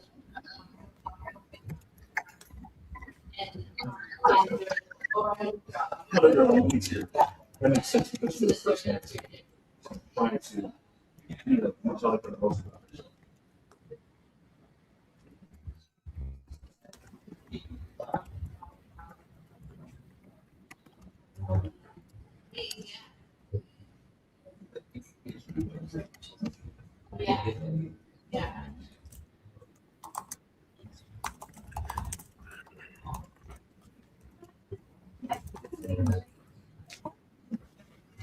Hey man, I gotta take a quick little biological break. I'll be right back.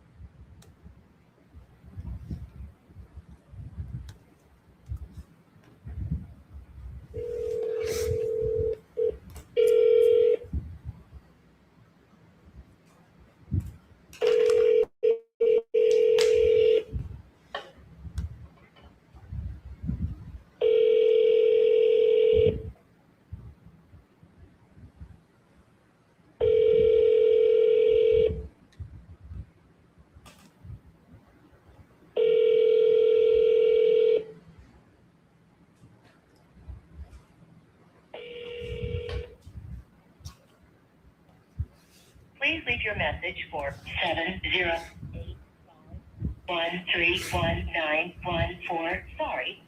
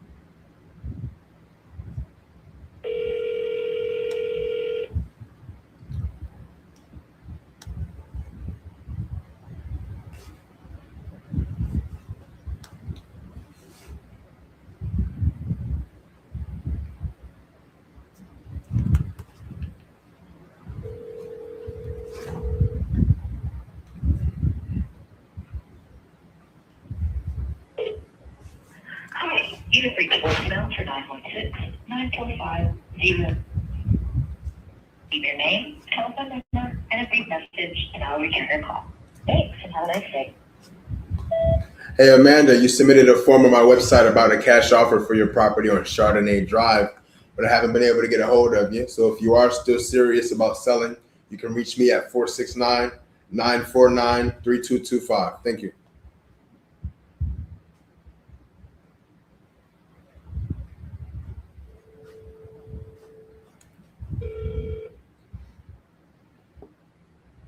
Hi, you've reached.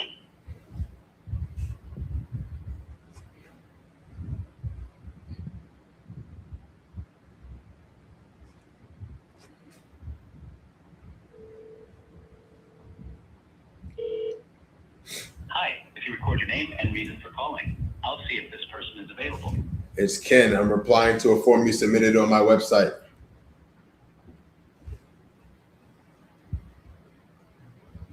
Thanks, Ken. Please stay on the line.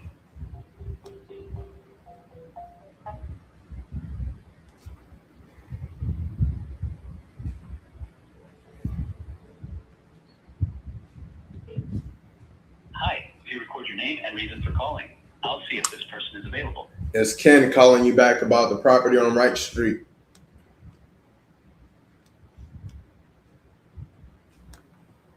Thanks, Ken. Please stay on the line. Because they can't detect tonality, Matt.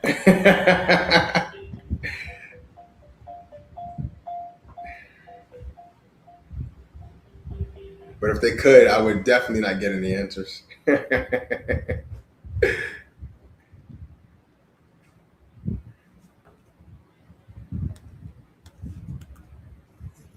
Hey, Miss Nikita. I'm doing.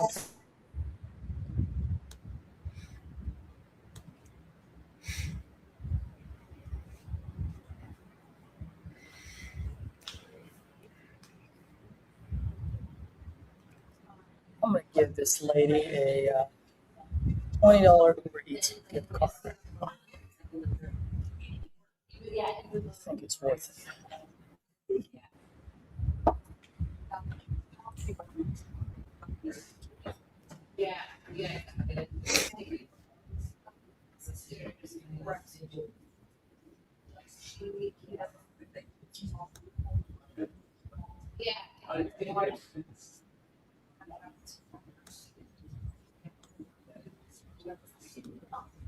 Gift card. If I listen to this call recording, is it feeding out through the speakers? No.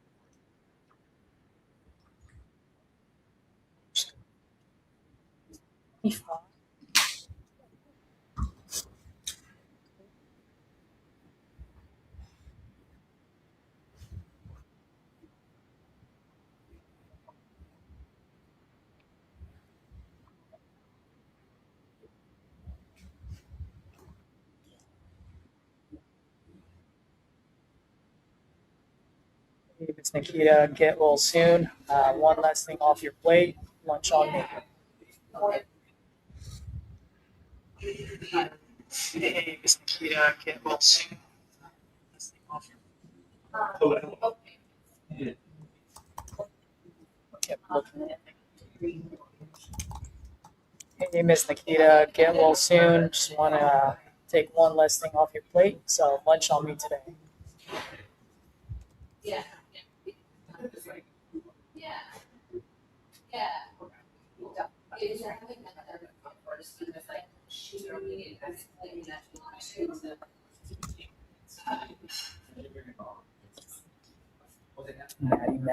Matt, what are you doing? Why aren't you on here? What's going on?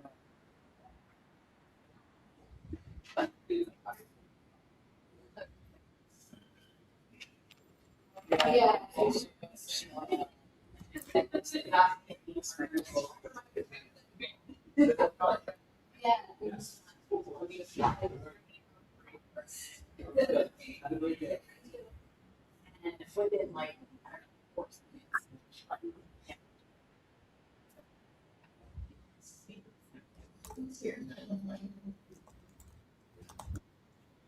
Uploading video. Let's go.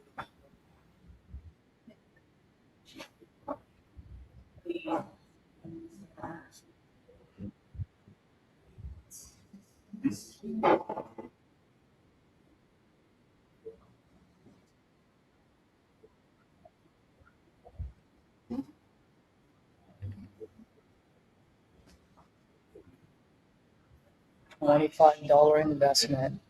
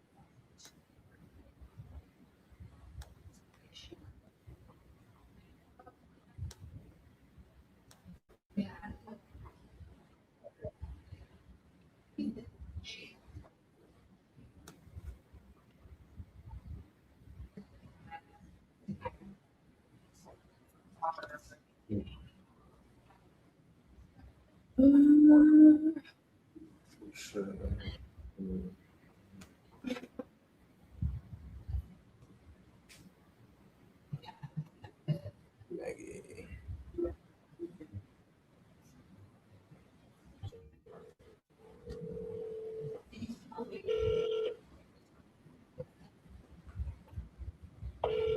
Oh shit, dude! I can't believe I missed this.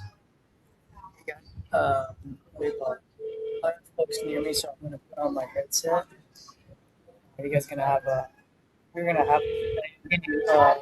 What is the seller saying to Caesar, and why is he saying this?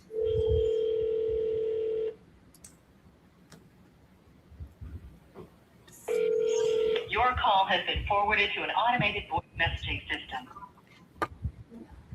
Do you think you want to play that game? The mailbox is full and cannot.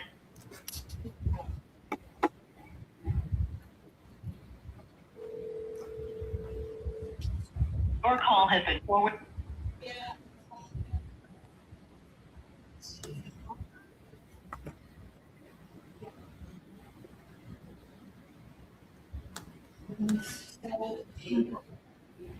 You guys can't hear all that background noise, can you? Chatter. That's it. What's up? Just a We have little bit.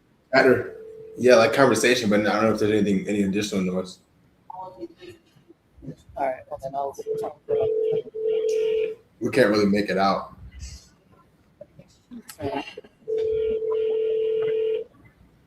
It's probably better.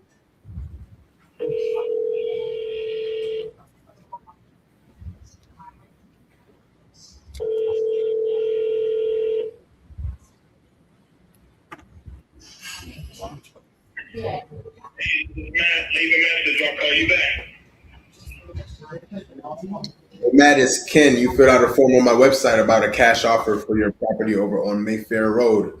I'm not sure if you're still serious about selling, but if you are, you can reach me at 469-949-3225. Thank you.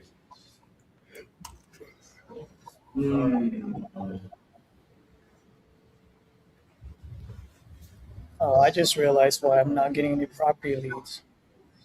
Darn it.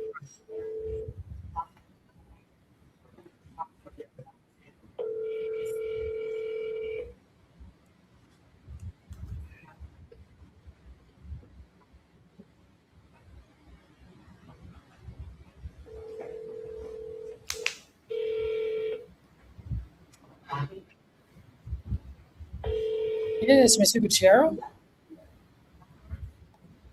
Hello? Oh, okay. And is this Mr. Dillaway or? I'm sorry? Oh, your son. Okay, wonderful. Yeah, I'm reaching out because I don't know if you or maybe your mom filled out a form on my site earlier today. Actually, it might have been last night about potentially selling the property on East Laporte Road.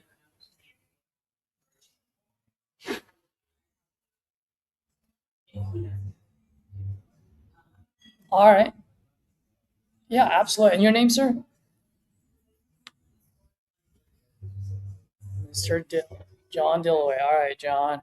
Would you want me? And by the way, I'm only asking just out of respect because I do have I have a 76-year-old mom, and I usually want to be part of the conversations whenever someone's trying to do business with her. Would it be best if all three of us would be on the phone, or is it okay for me to just talk to Miss Cheryl?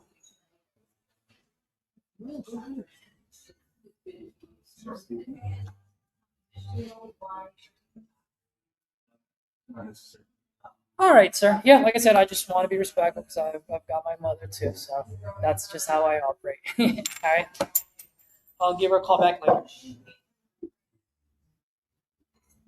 You have a nice day, John.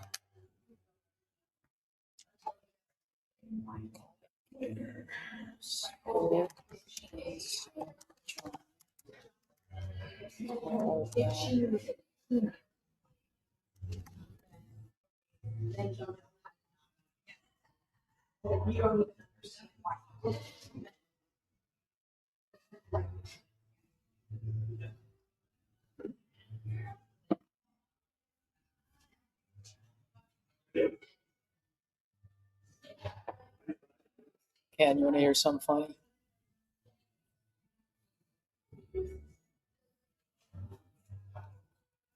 Or not?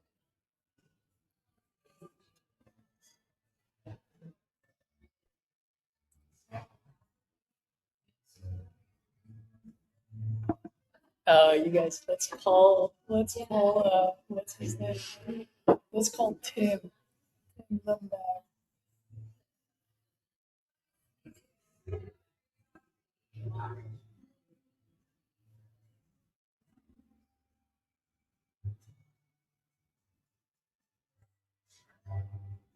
Actually, no, I'm not gonna call.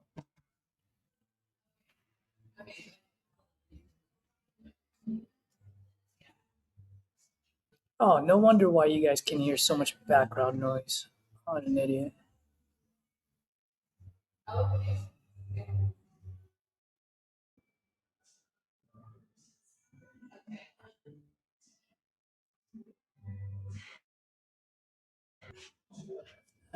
Right when I did that, folks left. So back to this mic.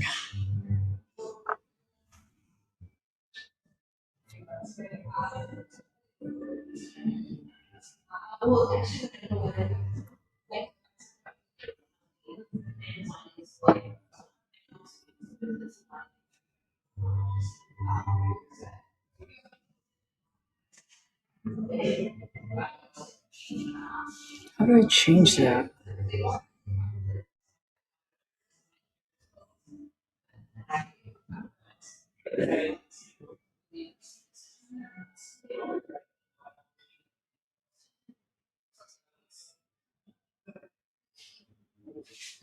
How do I change the budget? $4,900. Okay. Let's make that 7,500.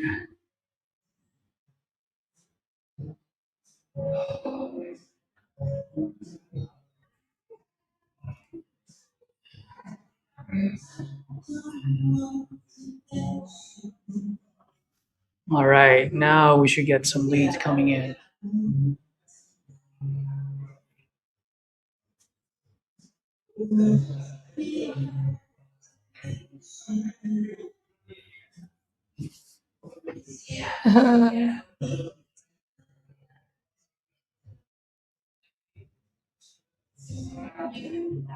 All right, you guys want to hear me talk some shit?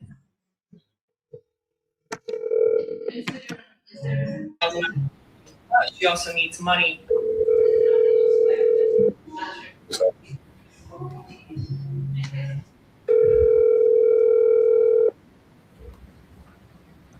Your call has been forwarded to voice. Oh, come on, Tim. Tim, I'm gonna double tap your butt. Let's go. That didn't sound right. Your call has been forwarded to voicemail. Oh, come on, Tim Lumbow. You didn't hear my earlier relation, Ken? You said your earlier what? Oh, fuck, I can't hear you, Ken. Hold on. Give me a second.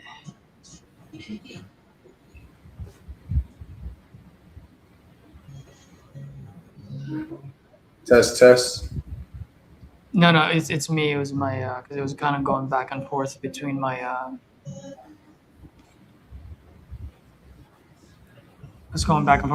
cell phone and the, You said what earlier? I was talking to the guy and I offered him like $110,000, and he's like, "Oh man, I already got $185,000 offer." I'm like, who? He was like, "Oh man, I got this guy Tim Lumbow offering me $168." I was like, Tim. I'm like, I know Tim. I coached him up. I trained that guy. I'm like, if Tim wants to pay you $165 and lose money, I'm like, heck, sign this agreement now. It was the funniest thing earlier, dude.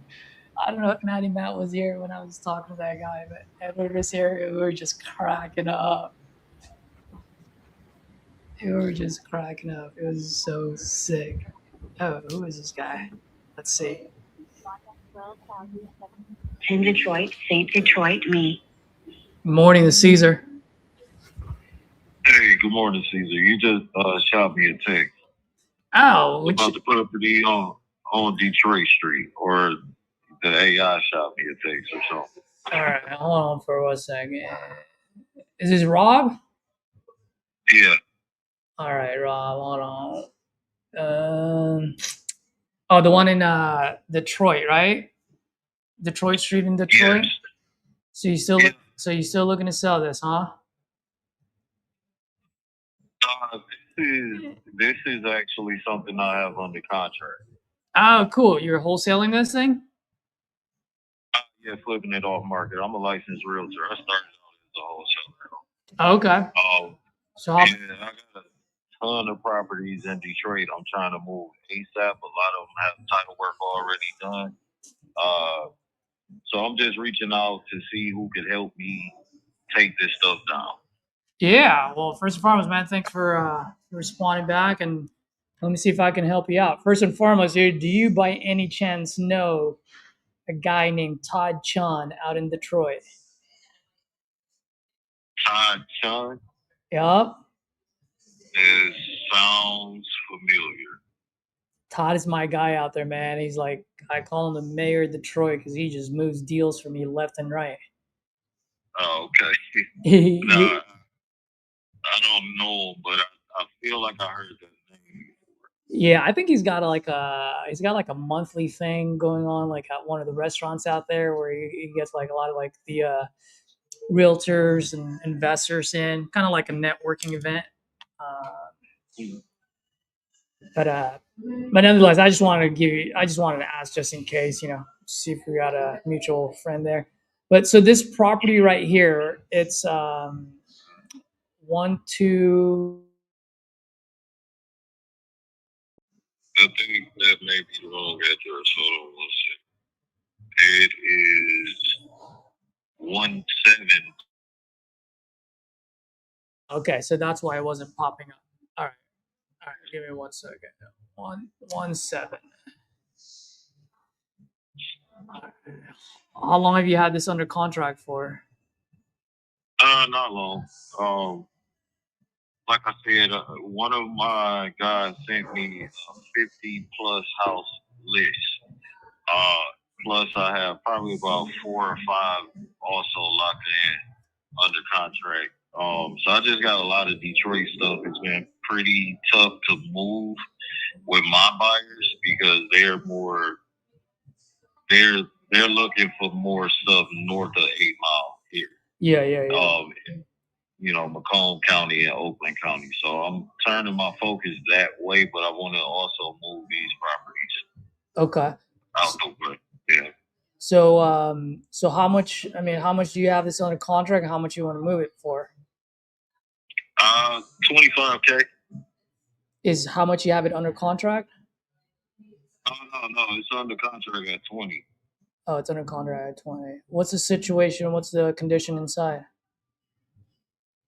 Medium rehab needed. It's on a decent block. It's 48224, closer to Mac, so closer going toward Grosse Point. I'm sorry, south of Mac. Or south of East Warren and Cashew. I'm sorry, I got so many things running through my mind. Yeah, so that one it's on a block that's, I would say, about 80-90% occupied. A lot of older folks. It's a frame house, medium rehab needed. Yeah, it's ready to move. Title work is already done.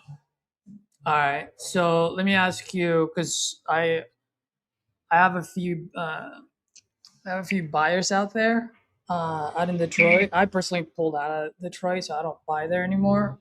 Just for full transparency, Yeah, I don't want to deal with Detroit. Oh, yeah. So let me ask you, man, what's the exit strategy here? Is this a rental property, a flip, or what's the situation?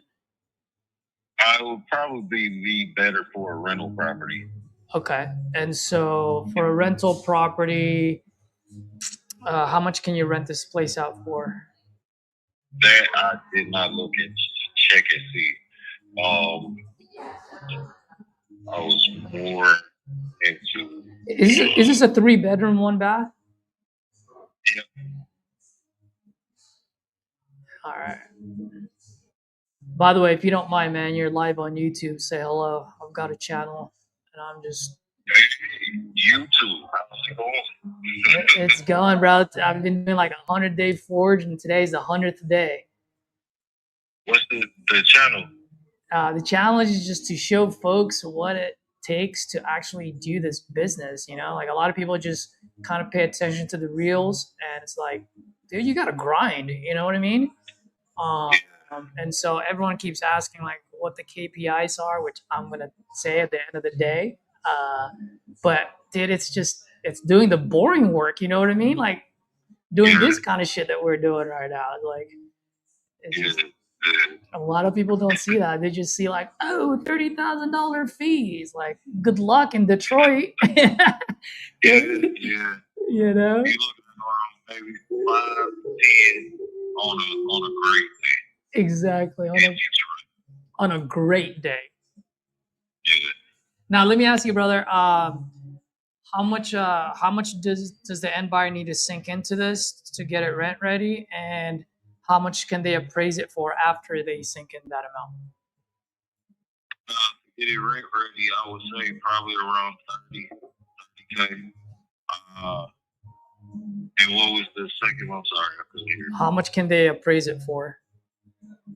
Oh, now that one I would have to look into. Again, I don't have everything in front of me right now. Yeah, no I'm not worries. by my computer, I'll look it so up. I couldn't tell you offhand. All I do is look at houses all day, every day. Yeah, yeah, yeah. Everything around But you me. said it's not you said that block's not blown up, right? No. All right, so it does not look like Iraq over there. All right, give me a second. No.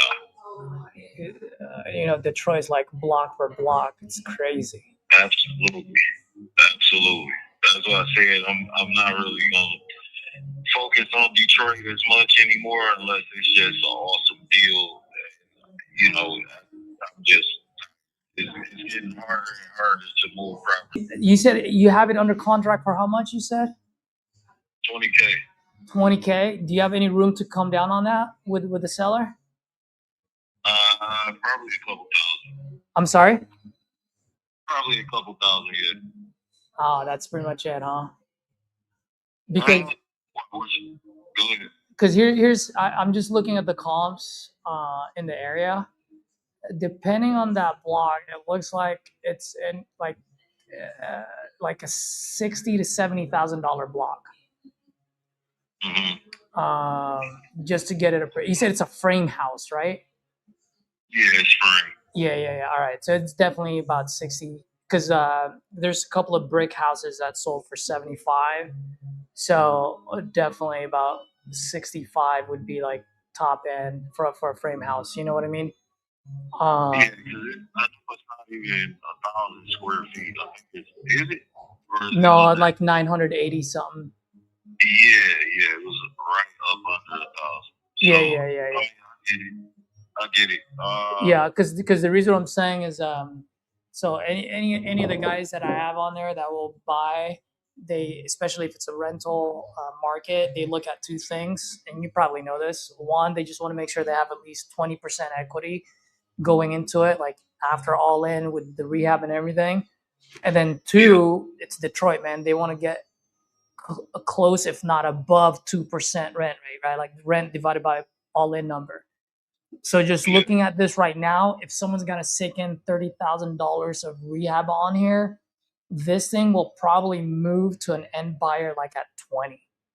So if you can get this like at 10, and then we can move it like at 19 and a half, you get what I mean? We can just share that, and then that I think that's what it would be. I told them based off of I already told. I know when we had our last conversation, I told him based off of that we would probably have to come down some. So I don't think that he'll be opposed to coming down. I just got to talk to him real quick, let him know, and let's get that one out the way. But like I said, I got a bunch of them. I got one in 48214 that needs to be moved ASAP. Oh, what's the address on that one?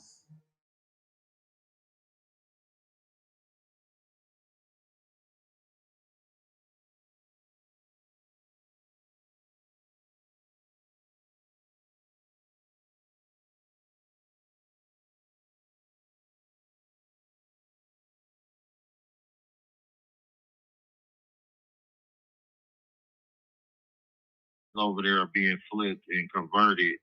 Two family flats are converted to single families. They're doing a number over there because it's right next door to Indian Village. So all of those dilapidated houses have been torn down. The ones that can be sold and fix and flip, they are. You can look at the comps over there. It's because you can see 230 plus. One of my investors just picked up and renovated a duplex over there, and it appraised for 330.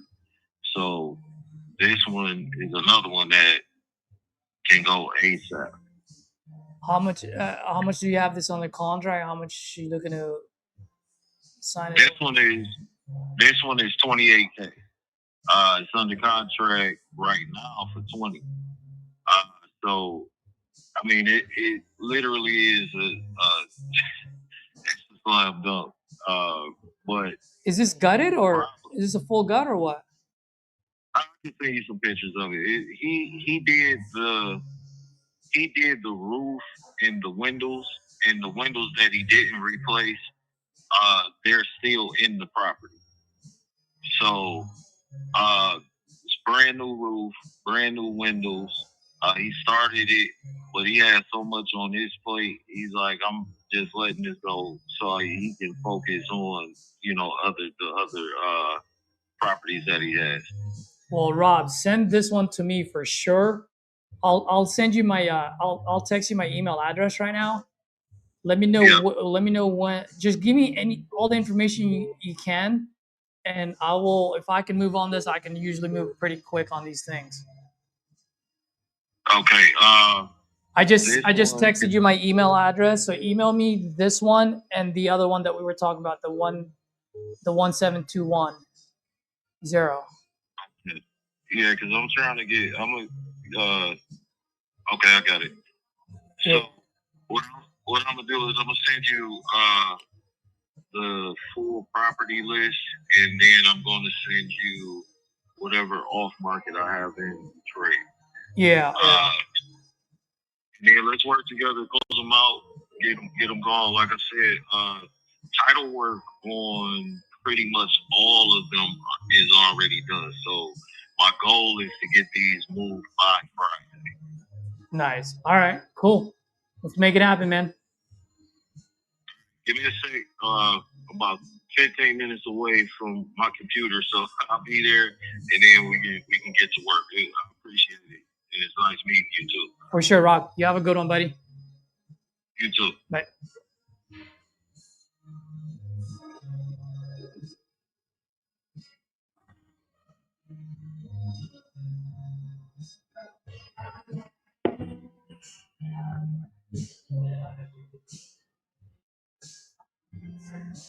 Oh, am I finally getting some property leads coming in? Let's go, baby.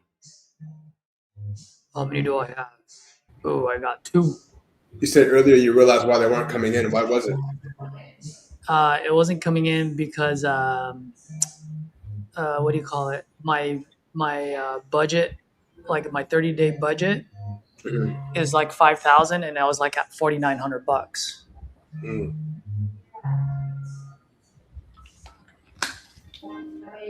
So, oh shit, Rob McKee. Oh man, I just paid $75 for that, and that was an old ass lead. What the heck? Mother ever. I'm about to call this water company about something for a property we're looking at. Wholesaler Perfecto. will send me 4 deals right now. Oh shit, I better turn this off. This thing, I'm getting like a butt load now.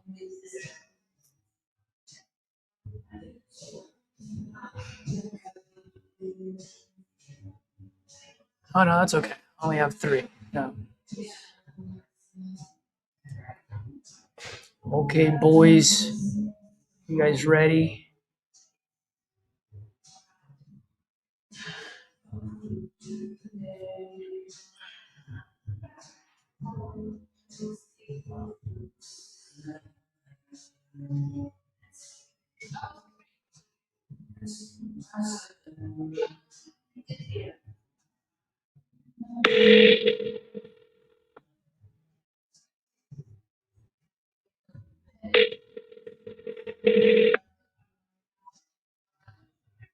Oh, is it full gut? Let's go.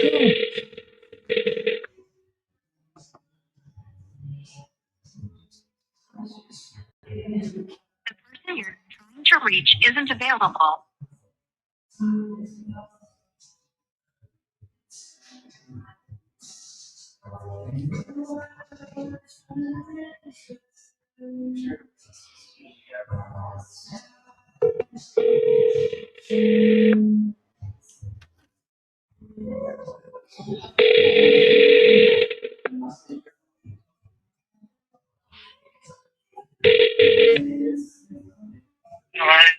Yes, may I speak with Joan? Who's calling? Yes, Ms. Joan. Good afternoon. My name is Caesar, and I'm just responding to your online inquiry. It looks like you just filled out a form on my site about potentially selling your property on Furlong Way out in China Spring? What do you, Excuse me? okay, what, I'm sorry, ma'am. You're cutting in and out. Can you hear me?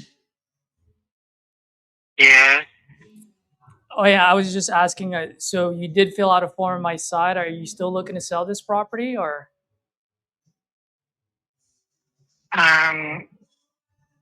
it just depends.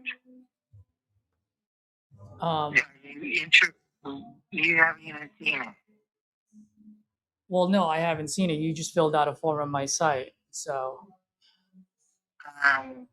What form? I mean, if you filled out a form, let's keep talking. If you didn't, I mean, I'd more than happy to just cut the call. I mean, I don't want to waste your time. Just to let you know, I am a serious buyer. I do like buying out there, and the only reason why I called is because it came across my screen. So, if this was a mistake and you didn't fill out a form, I apologize. I don't want to waste your time. But if you are looking to sell, I'd love to continue the conversation. Mm, well, yeah. Um,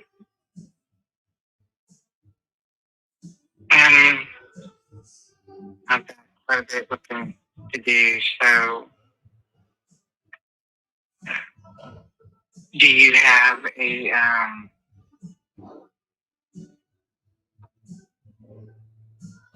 do you what do you purchase? What do I purchase? Yeah. I purchase anything, anywhere, as long as the price is right. You got a business, I'll buy it. You got land, I'll buy it. You got houses, I'll buy it. You got mobile home, I'll buy it. So what do you have? 4 acres. Main house, but that's it. So it's as is. Mm-hmm. And a mobile home, 2 automators, privacy fence, above ground pool, 3 20 by 20 guest room, let's see, storage storage shed, and a work room slash shoot shed, whatever you want to call it. Yeah.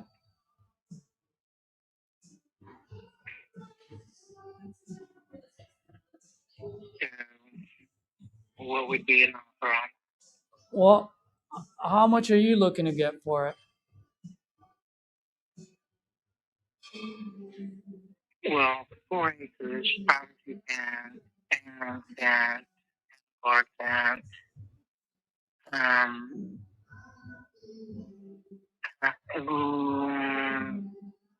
at least 3. At least how much you said? 3. 3,000 or 30,000? It's hard to hear you. I apologize.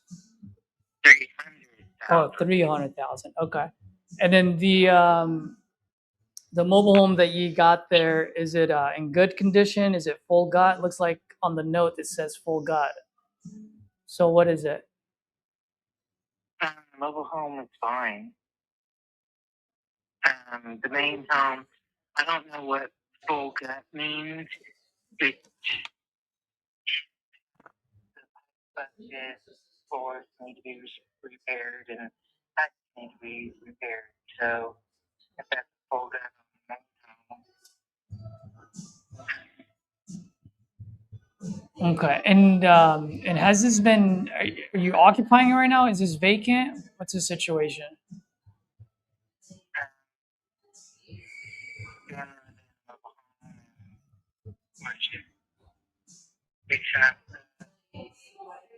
the main home little by Okay. And how long has the main home been vacant for? couple months. Okay. Were you guys living before, or was this a rental property for you folks?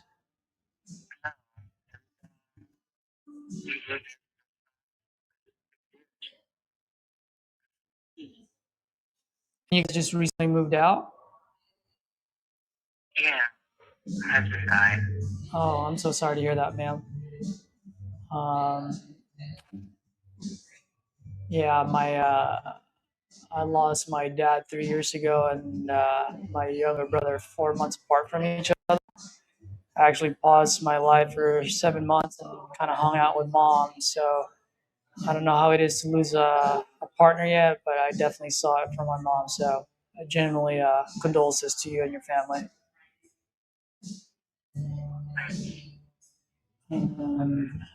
Okay. Is that something you would be interested in? Well, I was actually going to ask you if you don't mind, like, how did you come up with that number, 300,000? Well, because selling buildings separately from the water meters along 12 out there,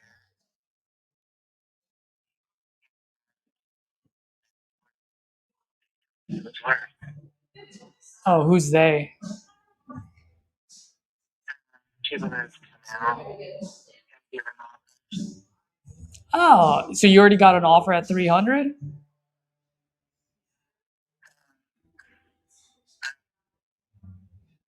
My husband was still alive. We didn't sell.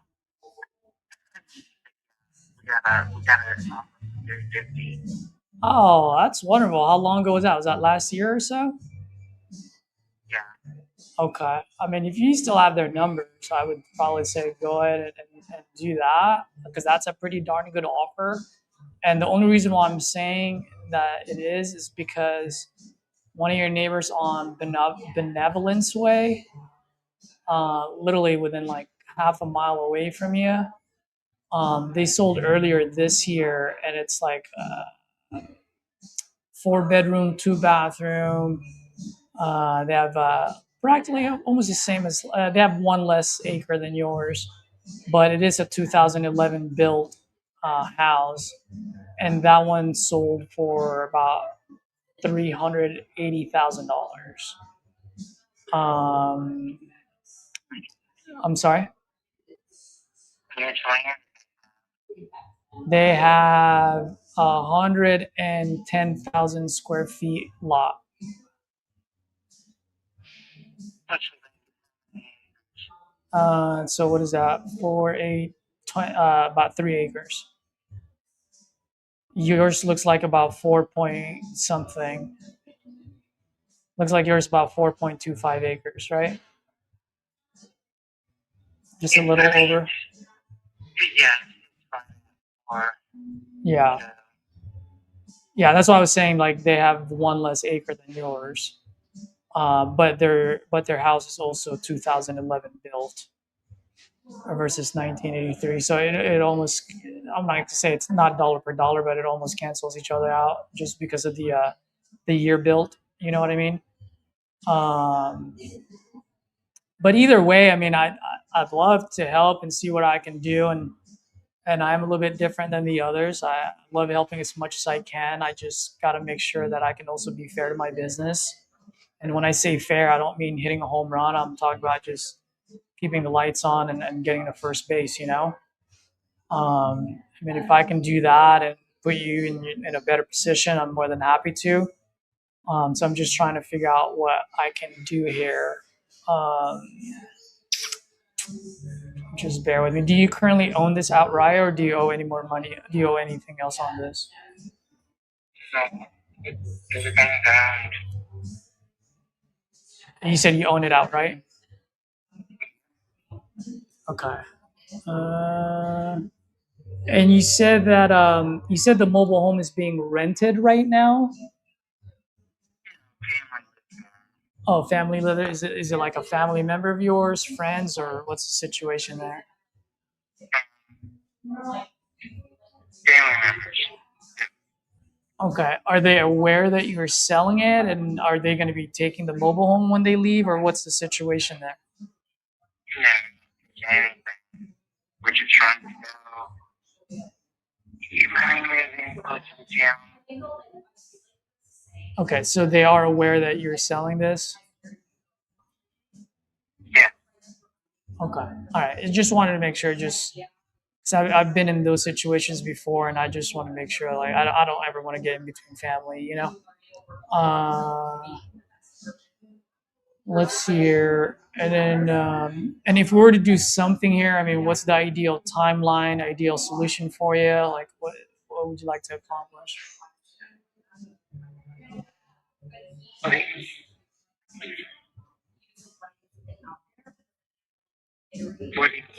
Oh, I was just asking, like, if we were to do something here, like, what would be the ideal timeline, ideal solution for you?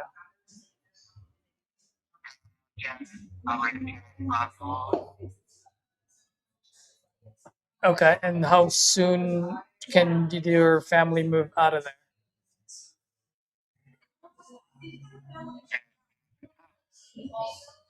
Okay, and I wouldn't have any problems with that, right? Like, you'd be able to deliver this vacant. Said you would be able to deliver this vacant. Okay, just want to make sure. Let's see here. Let's see what's going on in here. Well, let me ask you. I mean, if I can close on this quick, I'll go with your timeline and whatever that is, whether it's 14 days, 30 days, 6 days, whatever's best for you and your family.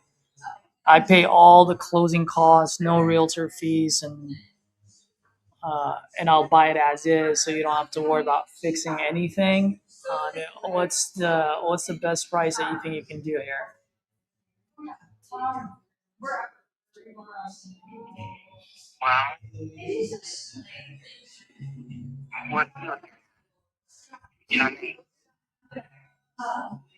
Well, I don't know. I just provided a bunch of value for you. I was just also asking how much you can do.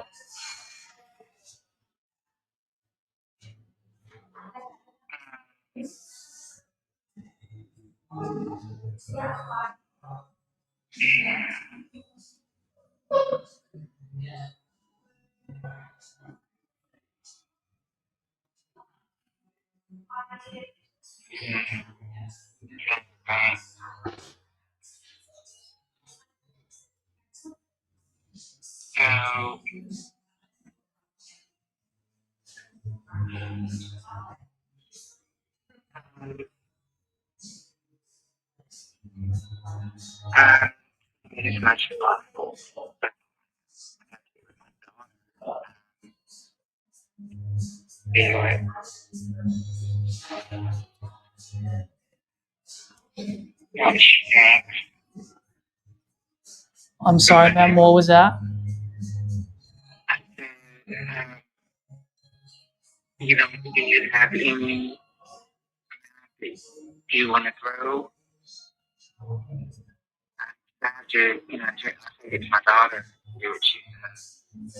Well, here's the thing, and I'd love to try to do business with you folks. It's just the last thing I want to do is, one, throw a number that doesn't help you and your daughter out, and two, I say this with utmost respect, ma'am. I am not here to go on a bidding war with anyone. At the end of the day, if this is something you want to sell, I can be your buyer. If I throw you an offer and then now you're gonna go shop it around and come back, like, I'd rather go buy someone else's house. Either way, I'm buying a house today. All right, either my money goes in your guys' pocket or someone else's. And so that's the reason why I'm asking the questions, because like I mentioned in the beginning of the call, I generally do love helping people out, and that's all I do every day. I just look for people that I can help out, and if there's a number that makes sense and puts you guys in a better position that you are today, that's what I'd like to do. If I can make it work, great. If I can't, I'll be let you know.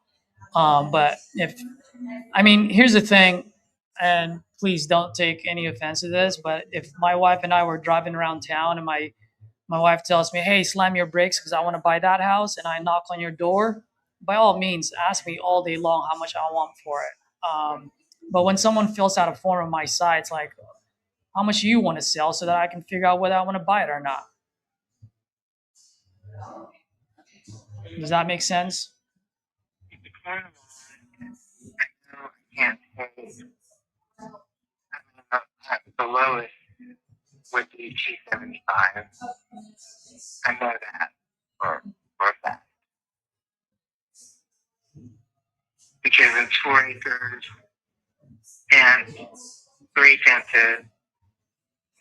things on the property. Okay. And if you don't mind me asking, I know you said that's the lowest, and I really appreciate that and I respect it. If you don't mind me asking, like, what's the significance of that number?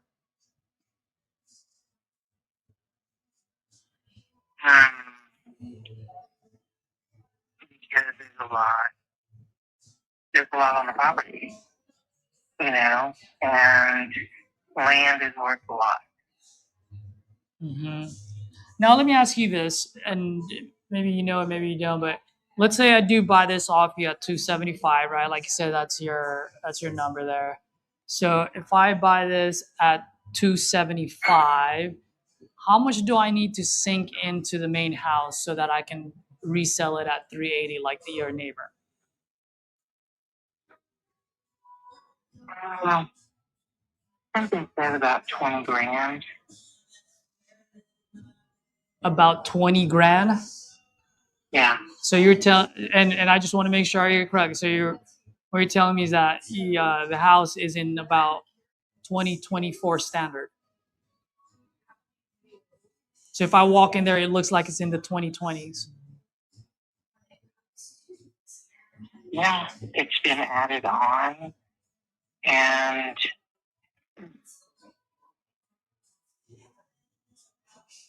it just needs new flooring, and so Is it need new flooring throughout the whole house, or what else? Just so that I can get a better idea, like what else does it need? my daughter's more equipped with this. So if you want to, let me get her to be doing, she's doing this, and she deals with all this. So let me. If you're asking me questions, and she would have all these answers because she's the one taking care of everything. Oh, So, okay. Yeah, absolutely, ma'am. I'd be more than happy to talk. What's her name, by the way? right now, Raina? yep. All right. Do you mind if I give her a call or shoot her a text? You can share text at 254. Hold on for 1 second, just to make sure.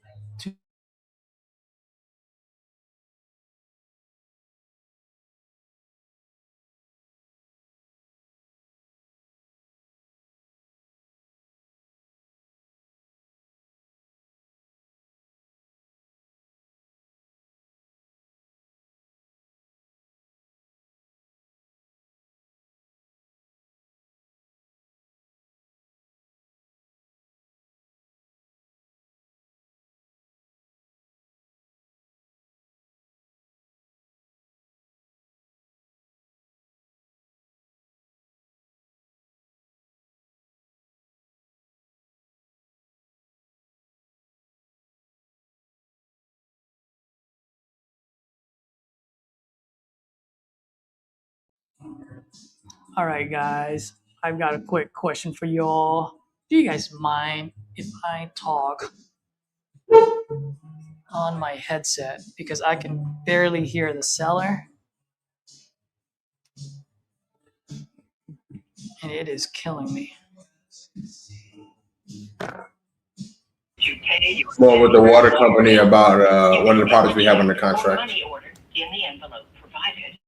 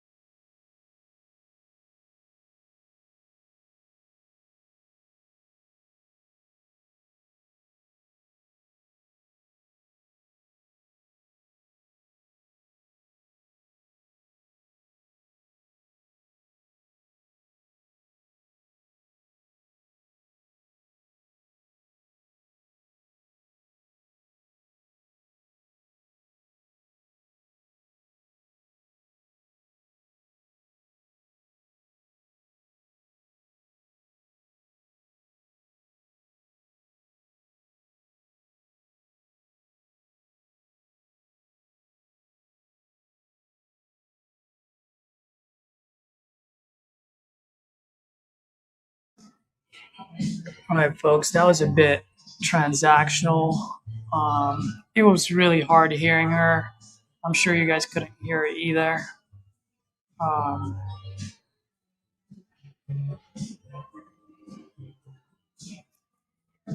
but here's the deal. It's getting loud in here. Folks are showing up. I can't really play them on play the seller's call on speakerphone. So I think this might be a better time for me to actually go over what I wrote this morning. Actually, before I do that, I want to see who's on right now. Drop it on the chat. I see Caleb's on here. Caleb, how you doing? Matt, are you still on here? Victor, are you on here? Drop it on the chat. Who's on listening? Because, as you all know, I usually post a Facebook post first thing in the morning, right when I wake up, during the forge every single day. I've been putting on there like motivational quotes and things, how I'm feeling, just sharing it with you folks. And so today, for you folks that are in my Facebook, you guys saw what I wrote. It was a bit short. So I actually want to quickly go over John. I want to quickly go over what I wrote this morning. I want to share it with you. I'm going to take Ken off the screen for now, since we can't hear him. I want to be respectful to him. So for you guys, I know you guys were asking quite a bit as far as KPIs go and everything else. I am going to go ahead and look at something real quick. I'm going to try to bring this up.